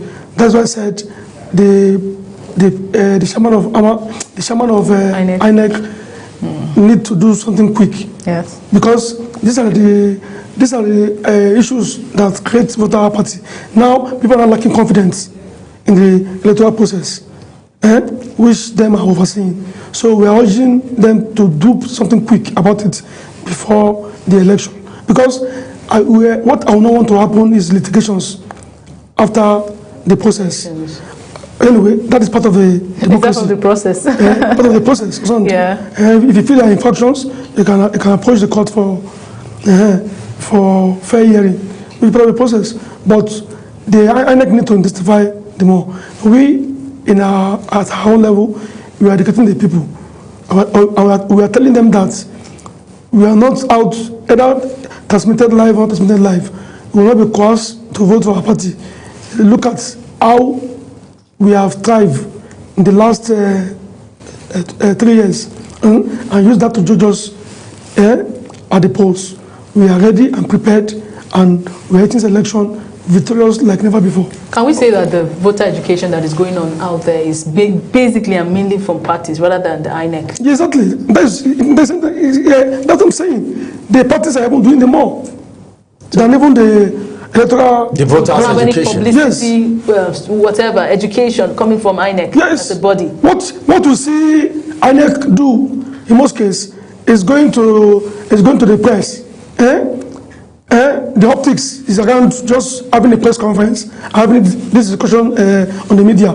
And it doesn't go far. It doesn't trickle down to the rec centers and the electoral ward offices. Nothing is happening at that level. We, the parties, are the one encouraging the people more, educating the people more. The INEC chairman has come out to say severally that he is prepared. From all we have seen, are there indications to any kind of preparation? Because we expect voter education right now to, trickle down to communities. Right now, we need to be seeing signposts, we need to be seeing posters, we need to be seeing handbills everywhere, gearing or pointing towards the elections that is forthcoming. Can we really match his words to the actions that we are seeing so far? No, given the press publicity and everything. Given the publicity and the press conference he had previously, I don't see those words matching or transmitting into actions. They need to match those words with action. And the first action that need to be carried out right now is for them to make sure that nobody is disenfranchised from exercising this electoral or civic possibility. That alone will increase the confidence of the people in the electoral process. That is one. Then we are urging INEC to do the training and retraining of the ad hoc staff. We don't see that. We don't see that happening yet. Is it possible that they are doing it behind closed doors? Or do you know? At least this whole thing sometimes is being put out to the public, especially some group of persons. So are we seeing information around come and be trained or? No, the parties are observers in the process. Yes. So it's not an open secret. I'm talking about the ad hoc staff. No, I'm saying the parties are observers in the process. Okay, so it's a secret thing. It's not a secret thing. Oh, I see. Through the IPAC, Inter-Party Advisory Council, they are observer in the process. So that's a secret thing. If that is happening, the parties will be aware. So at the end of the day, we don't want a situation whereby. So it's not like it's an APC observer alone that will be there. No, all the parties through IPAC. They observer in the process. Interesting. All right. Well, our time is running now, but I need to ask you this last question. There is this issue of, I want to return again. Your candidate is returning, right? Your candidate is returning. Stronger and better. Stronger and better. So, well, I think this would call for a manifesto. Well, they have been doing, but then maybe I should ask, why is it common in Nigeria for people to want to return after their first tenure, just like your chairman? Another thing I want to add to his question is, he's coming from, I heard he was formerly in the PDP, migrated into the APC. I hope it didn't cause any kind of fracas, because I know people will be in the APC wanting to vie for that position. With someone coming into from the PDP into the APC to automatically take the tickets, what drama did that cause? No, we've gone past that. We've gone past that already. The party is well united and we're stronger moving forward. What happened in those processes was that there is some politics undertone that is being played. Understand? More people want to join the progressive because of ideology and because of the vision of the Mr. President through the Renew Up agenda. Everybody to be among. Everybody want to tap from the center. Yes, so that is why they have joined. There is no fracture in the party. The party is as united and as stronger like never before. And from the question my chairman asked, the person of my candidate, understand, is well in tune with the people, and is informed. He has performed credibly well. They say power is not served a la carte. Understand? It's your right to vote and be voted for. So if you said he wants to continue his good work, and in most cases, he's not even in position. He's not imposing himself on the. Okay, the people want him back. The people want him back because he has done better and he has done well for the people. It's a get together mantra. Understand? I've seen, has empowered more youth than any other shaman the who have produced previously. He has done well in terms of infrastructure, in terms of minimum wage implementation, in terms of staff welfare. Is doing better, and I can imagine. You can imagine local government chairman going down, doing over 100 kilometers of road. A chairman, The chairman, council chairman. a council chairman. Yes, if you go around our world, you will see roads done by the council chairman. He did it. Understand? And Probably it's learning from the FCT minister. I was going to ask, why do we still have FCT workers complaining where we have local council? The council workers. No, I'm not dabble into the affairs of the Minister of FCT. I'm told my chairman, and he's doing well, he's doing better. Because And it's treating the workers. the workers well. And the citizens want him back. They want him back. The resident of FCT want him back.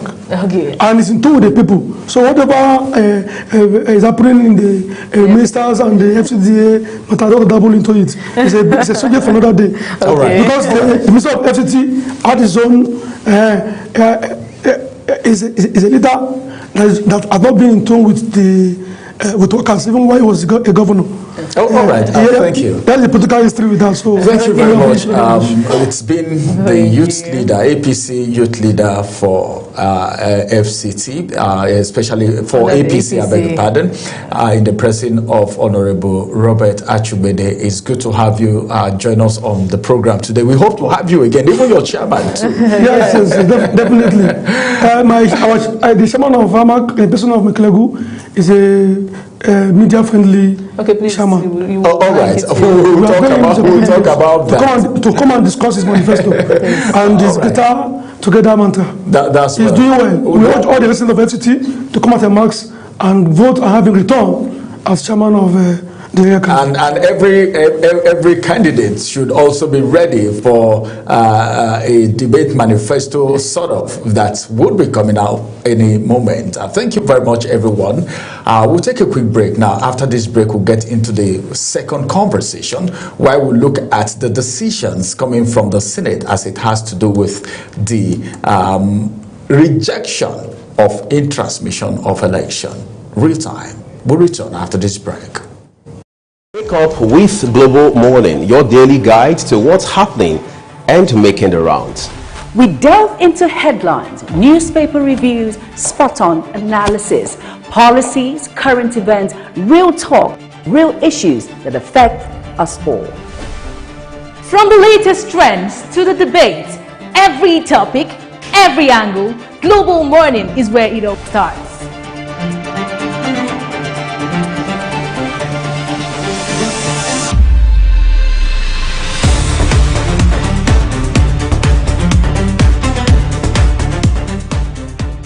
Global Morning, For the latest issues, always on point. watch Global Morning Monday to Friday at 7 a.m., Saturday and Sunday at 8 a.m. on Global Television.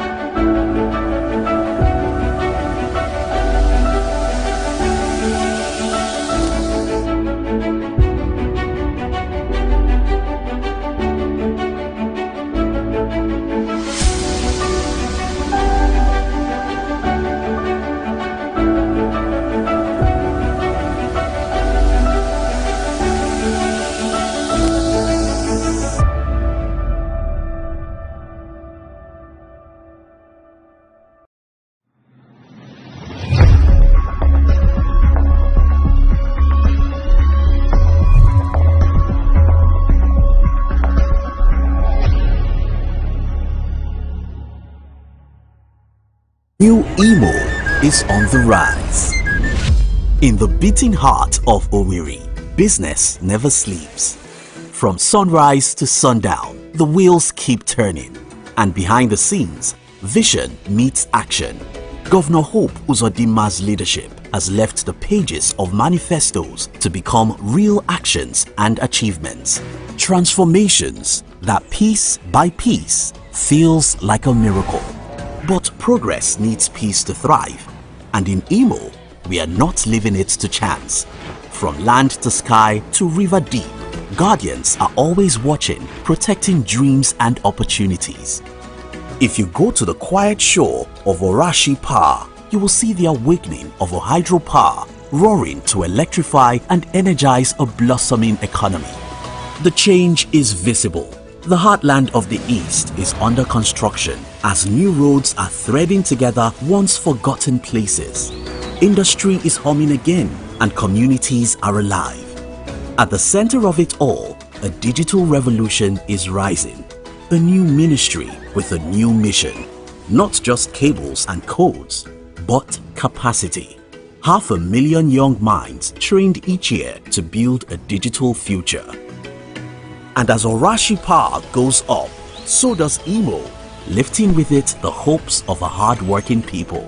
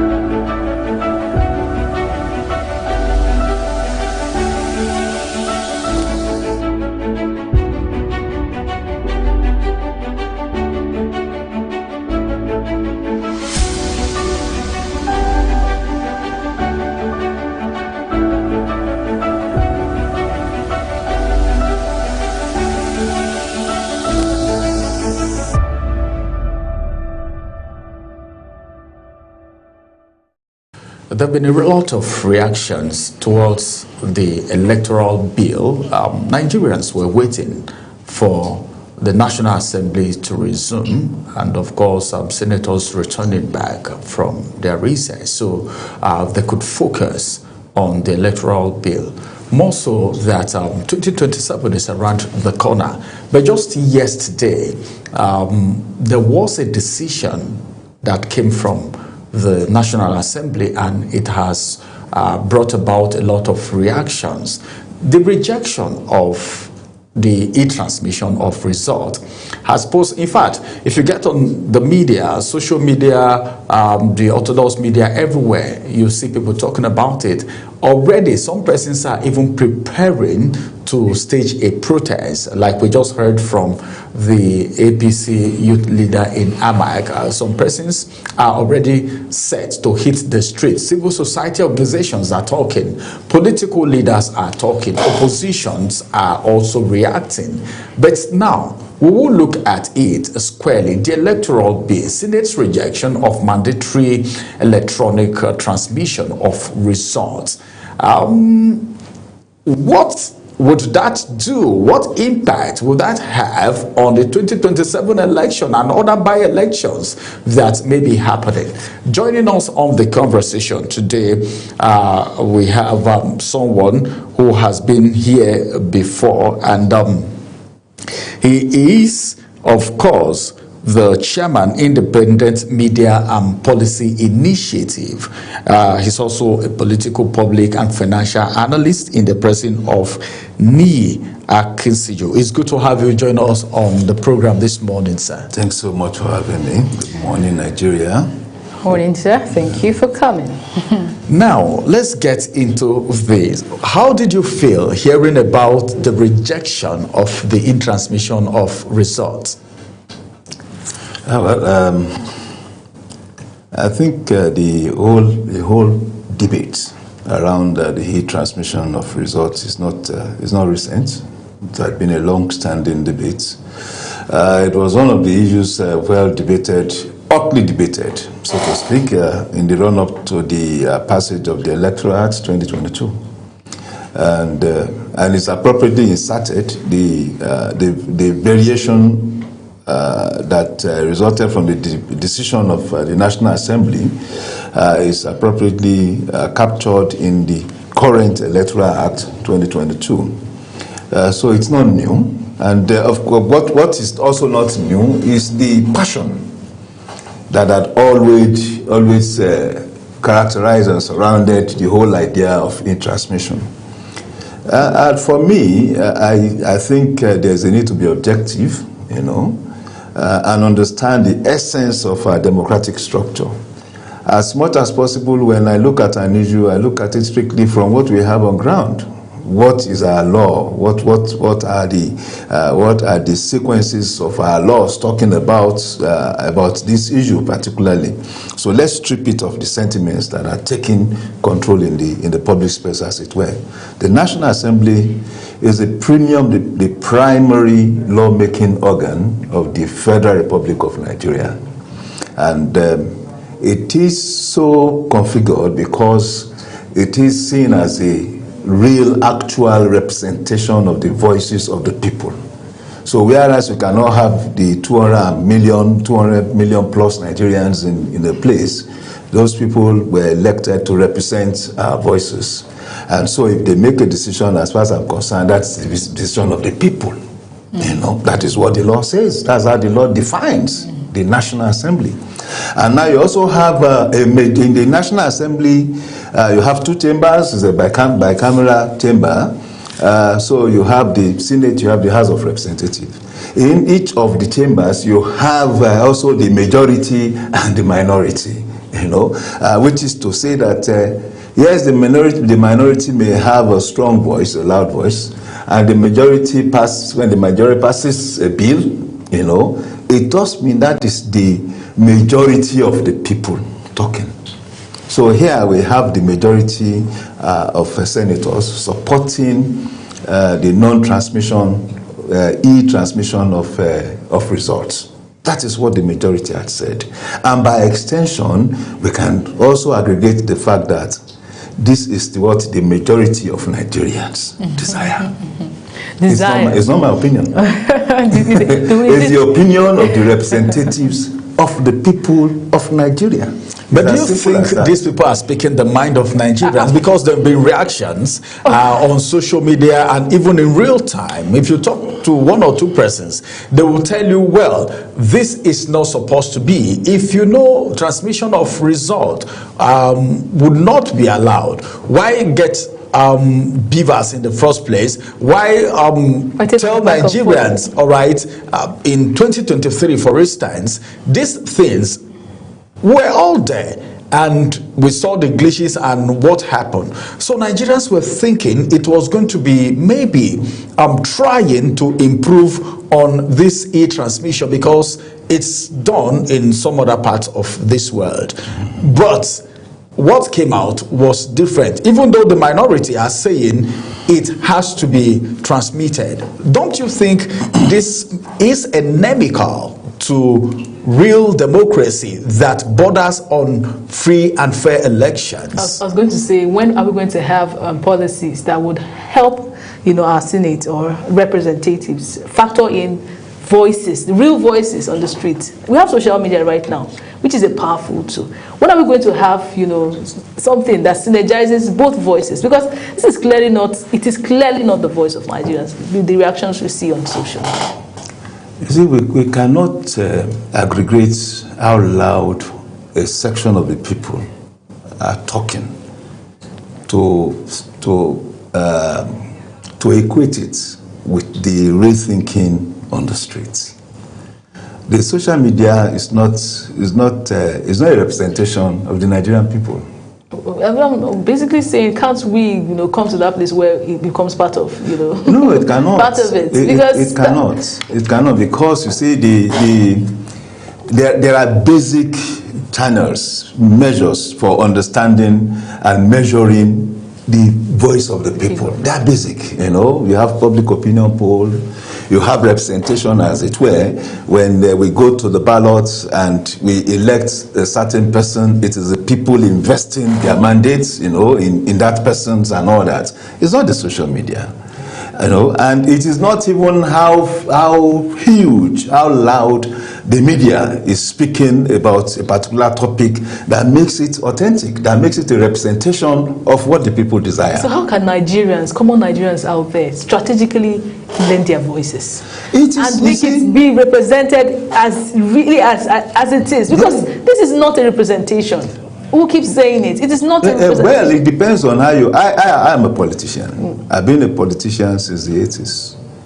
So I also understand the dynamics of political thinking, I understand the fact that you can have people who are passionate about something and are very loud about it. And you can also understand that they may actually not be the true representation of the larger silent majority, So if, as far as I'm concerned, if we have a representation of the people as as organically representing a group of people, either captured in a chamber of law and all that, you can say, okay, you point to the Senate, that is a representative of the people.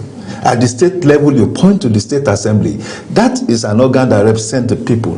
So when they make a decision, you want to respect it at that level. Of course, there's also the adjunct bodies, the civil society organizations, the non-government organizations, who are also invested, with the rights and duties to advocate. So we talk about advocacy. So this group of people, normally small, have an understanding of what an issue should be, and perhaps go out of their way to also enlighten other people, to what is the appropriate thing and all that. So it all captures the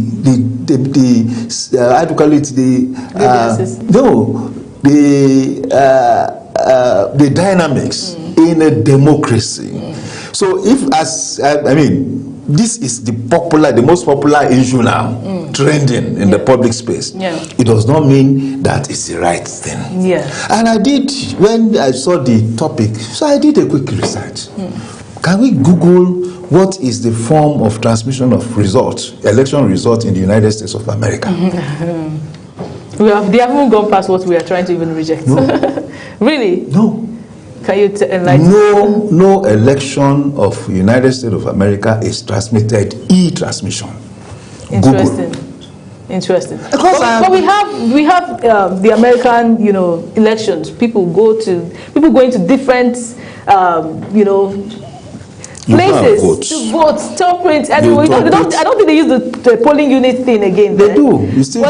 You go to print. It's not restricted to an environment like Nigeria, where you have to go to your local government where you went to register to go and submit a card. The whole traditional process. Yes, it is. You go to a specified place. You are handed over a ballot paper. Okay. You go to somewhere to thumb print. Okay. You put it in a ballot box. At the end of the day, they are collated. What they do is machine counting. They take it to a collation center. Is that not even better than the e-transmission of results? Oh, it is. So, what I'm saying is, it's still not e-transmission. Okay. You get it? Yes. It's machine counting. When you have finished counting, that's either at the county level, it's also collated and taken to another level, the aggregate, the equivalent of our local government. It's taken physically, So when the result is counted, it is now saved. Okay. It is saved. It is that saving device that is also now taken to the next level, of collation. And the machine still counts at the next level. So it is, and the belief is that it will be accompanied by law officers. Okay. You know, the trust, what would the whole problem with the Nigerian situation is trust. Even if we have e-transmission, the trust factor will be there. Yeah. But this trust issue of a thing as it is, don't you think it arose as a result of election not being free and fair and manipulations that happens, all right, via the effort of these eager politicians who want to come into office by all means? Because as it is right now, a lot of people are criticizing this just because of the fear of trust. If we want to compare our elections with that of the United States, you can see that they are far ahead of us, even though they started democracy before us. They're not far ahead of us. We say in that 2020, the current president now made an issue out of rigging. He did not accept the result. He said it was rigged out. You know, and he made and throughout for 4 years, his campaign was around the fact that it was rigged. So it depends on how you are looking at things. Meanwhile, the Democrats that were in government at that time said no, there was no form of rigging. The media so much, the larger percentage of the media supported the Democrats, and another percentage, a smaller percentage, supported President Trump at that time. To say that indeed the election was rigged is not a Nigerian thing alone. So just a minute. But as it is right now, what do you think about this? Because Nigerians already are against the rejection of in-transmission, because we cannot say Nigerians. They feel no. Some Nigerians, some Nigerians. What do you think about this situation affecting electorate's confidence in the system, which has to do with voters' apathy? Well, the important thing is to continue engaging with the electorate. That's the important thing. This question of e-transmission and all that is also proper. It's part of enlightenment. People take sides and all that. As we are saying, in the urban centers especially, most of us that are residents in Abuja and other cities are supporting it, because we know when we take our phone, we can manipulate it, we can do this, we know our network, when our network is down, whatever. But the larger percentage in the Nigerians in the rural area don't even know what it's all about. You know, and we talk of ungoverned space. That ungoverned space is not just about physical presence of government; it's also about physical presence of network. And you have polling units in all those places. How do you start transmitting in real time? And how are we sure things cannot be manipulated between that time when there was downtime in network and when there will be uptime in network? So many things can be done. You know, the fact that we had tried the INEC in 2023 in good conscience activated e-transmission to the high rev, and everybody agreed that from election to House of Representatives through to the Senate and to the governors were transmitted on the high rev, and that it was the presidential election that had glitches. And in truth, the Minister of Communication came out, you know, when the debate was really hot, to say that particular day, more than 62 attempts were made to hack into INEC server. So there's nothing perfect about this thing. So my own question is, we want to always, join the tide. We always want to go advanced, but we don't make enough preparation. What does it take the National Communication Commission to go around villages and make sure that we have working network from 2023, where we had all of the hitches, from 2023 where we had the complaints? What does it take to have a working network, a stable network in Nigeria in 2026 that we have not started preparing for since 2023 is the question. Even at the commercial level, we still have glitches in our private usage. Even at the commercial level, that our providers. So shouldn't we be having a conversation with the likes of the MTN, the Globacom, the Airtel, and asking them what the problem is, so that we have find real solutions to these things? The law has taken care of this. Sometimes, including me, I enjoy the benefits of rabble rousing. It's a benefit because I get invited, just like so many other people, to come and ventilate our position. And we ventilate with so much passion and excitement. But sometimes the truth must be told. This law had captured what is supposed to be captured. INEC is the custodian of election processes in this country. And the law says, let INEC use its discretion. So which means to say that INEC would understand its situation, analyze its situation, evaluate its situation, and say, okay, within our competencies, this is what we want to adopt. So are we saying that INEC can still go back to the election? That was INEC, that was what INEC adopted in 2023, e-transmission of results. It is not new. But that when it got to presidential election, they said they had issues, with glitches. So the law now as adopted by the majority, by the Senate, said, okay, we can do transfer, of election results, or you allow the INEC, the custodian of the process, to determine what it wants to do. And it's supposed to be independent. Now we can start talking about why is it independent in truth, can we trust it, and not, that's another issue entirely. But if INEC truly believes that it has capacity to deliver on e-transmission, let it be its own decision for now. It does not mean that, as you said, perhaps in the next few years, NCC can help, with strengthening our capacity, the network capacity, to be able to deliver on this. Galaxy is government-owned network. If you are going to do e-transmission of electoral process or election results, you have to adopt Galaxy. But you can go and ask how efficient is Galaxy. So we cannot partner with an NTN. If you have, that is how it's the government agency first. So even if you partner with MTN has it is not even it is not appropriate for national interest because MTN. But when we don't have the capacity, what we need, why don't we partner? I mean, if we want to be at the forefront, then we'll make it excellent. So if you want to partner and your national interest can also be subverted, don't forget that national elections are no longer domestic elections. There are international perspectives, to domestic elections.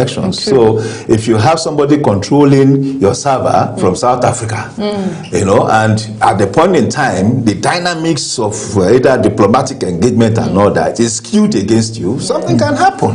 Okay, basically now we're saying all of this lies on the way forward now is for our electorates, the INEC, those that will be part of the professors, everyone will be part of this election process. It's important for them to come with high integrity for this to go swiftly. Thank you. But more than that, the people. The people. The voters.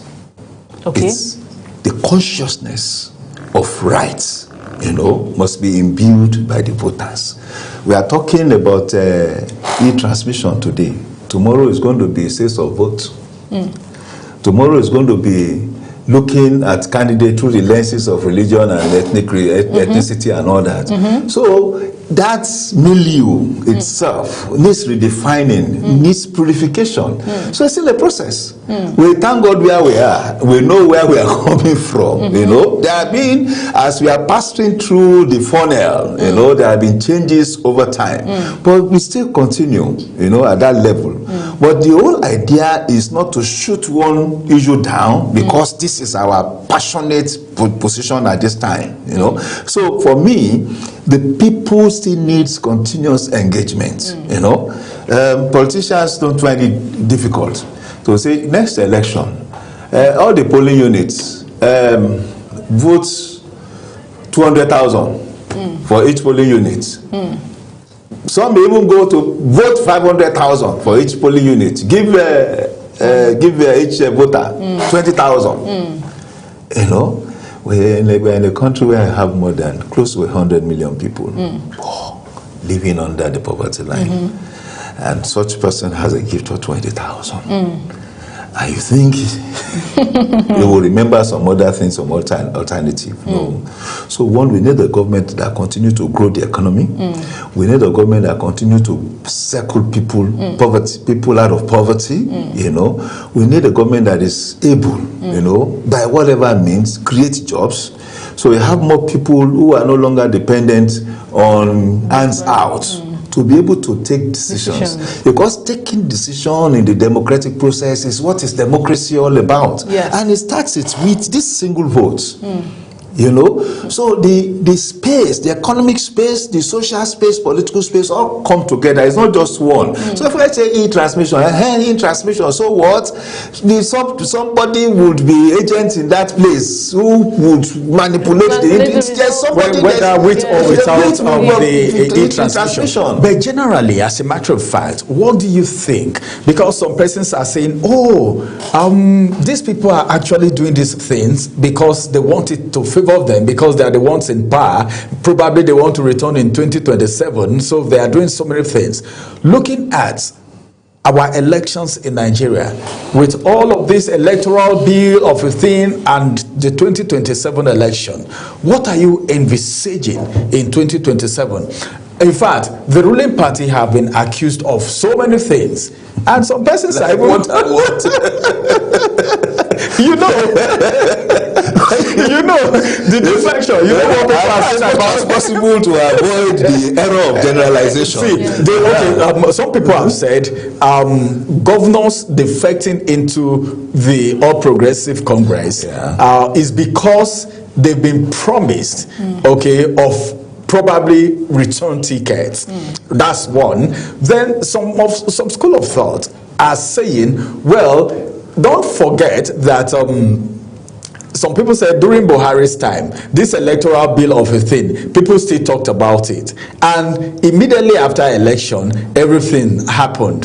Then some people are saying probably after the 2027 election, all right, all this whole drama of e-transmission and the whole thing might also be passed, but it should be after 2027. Probably that's the calculation of the people in power. What's your perspective? I just told you now that ENEC implemented e-transmission in 2023, in the 2023 election. You know, so it's not new. It's just that we have a number of people that believes. I believe so, but I understand the fact that it's not also perfect. That after it's adopted, we would have issues with it still, you know. But I think, well, at the transparency level and the rationality level, there is a gap, you know, between the human, you know, that will administer the result post-election and the technology that will administer the result post-election.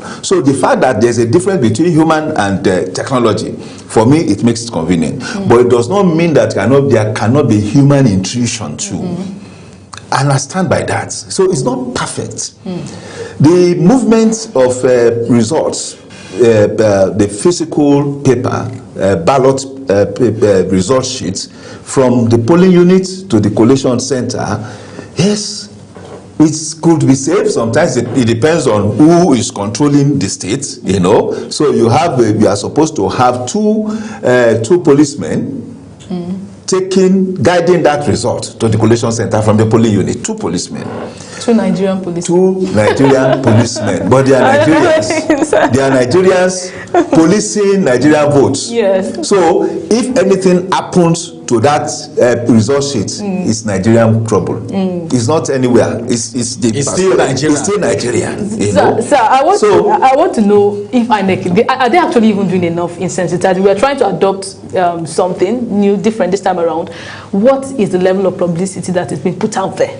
We are just hearing electronic transmission. A lot of people don't even understand what this means. They don't even know the difference. So what are we doing? Is there enough organizations, to the rural community, Thank you. for them to understand that this is what is going to happen 2027. It's not just about coming out with a law, that is not understood by a lot of Nigerians. It's about being able to interpret this law even to the common man on the street. That's the whole issue. I must tell you that our civil society organizations are doing well. We stay in Abuja, we do a lot of noise making, but I don't get to see them in my village in Ondo State, and I know so many people don't get to see them in villages. Because that's where the vote buying happens. Thank you. And that is where you have the bulk of the votes. So there is a need for that engagement at that level. And truly, INEC, yes, has just a percentage of responsibility for voters' enlightenment. The real enlightenment also belongs to the political parties. Okay. Yeah, it is one of the basic requirements of a political party to enlighten voters in its constituents. So we should look at politicians too. So by and large, the truth of the matter as it were now is that this is what the majority of senators had delivered. The process still continued. The House of Rep also has their own resolution on this issue. The two chambers are going to come together to integrate and find a common ground. Okay. Until that is done, we cannot take a decision. What we are just doing now, as I'm concerned, is a mob action. We just want to take on the Senate, and it's not the final decision of the National Assembly. Okay. So it is not even near law at this time. Okay. So perhaps can we just relax, wait until the two sides do their debate and take a decision. Then we know that this is where the National Assembly stand, and we cannot take our position, on the divide. But it's important to also voice so that they know that some people are watching. Well, some people are watching. So, Chief, let me ask. Oppositions have been speaking. I know you are going to laugh now. Oppositions are saying, well, all of this drama is a betrayal of the people's trust. This is coming from opposition. Do you want to say, well, they are speaking as opposition, even though APC will tell you they don't have opposition? Well, opposition, there should be opposition. Even within the party, you have opposing point of view. Yeah. It does not make you opposition. You can take an issue and say, on this particular issue, I disagree. I disagree with even what the president is saying. It is your right. That's what democracy entails, But again, it is also important to be able to say this is the resolution arrived at by the majority of the people, as represented either by the National Assembly or something else, and then accept it as the main thing. Talking about opposition in Nigeria, do you really think in terms of the definition of opposition, do we really have opposition? And I don't see them so. And people had been same opposition, in quotes, had also been saying, hey, these people that are moving, they are moving because of assurance of tickets. Yeah. What about the governors that are second-term governors who do not need tickets? Are they also moving? Some are also saying that it is because of EFCC and all that. In APC, I know there are so many governors that are still facing the law courts, on matters of corruption, even as recent. Yes, sir. You get it. So I don't think all that holds. My suspicion is that the most big top players in PDP are abandoning PDP because of the legal issues. And those legal issues are self-inflicted. It shouldn't have happened in the first instance. It's supposed to be, what do you call it? Ticketing, presidential ticket. Started with presidential ticket. It's moving to the north. If you have the ticket in the north, you should have the chairman in the south. And that was started. It was just a little trigger and it started expanding. So, and the administration, the relationship between INEC and the INEC and the party is that if you send a communication, a correspondent from a party to the INEC and is not signed by the chairman and secretary respectively, the correspondent will not be adopted, will not be accepted. So, but you now have a situation in PDP where the chairman belongs to another group and the secretary belongs to another group. No matter what you do, the INEC will not accept a chairman signed only correspondence or a secretary signed only correspondence. And people are saying this because if you, after you have done your primaries and you outlined your candidates and you sent to INEC, if INEC does not accept it, what happens? All right, what happens? That's the question right now. Well, I wish we could have time to talk about this. More developing stories will still be coming on your way. Thank you very much, Chief Nee, for joining us on Global Morning today. Pleasure's mine. Thank you. All right, everyone. This is where we will be drawing the curtain for this edition of Global Morning, the TGIF edition. And as a matter of fact, I'd like to let you know that the headlines from all the national dailies are not that of Global Television. Global Television has no editorial contributions to it, neither do the presenters. Same way, the opinions of our guests is entirely theirs. And at this point, we'll say stay tuned for the weekend edition of Global Morning. My name is Ramsey Enoch Agbo. And I am Priscilla Obasi, wishing you a beautiful weekend ahead.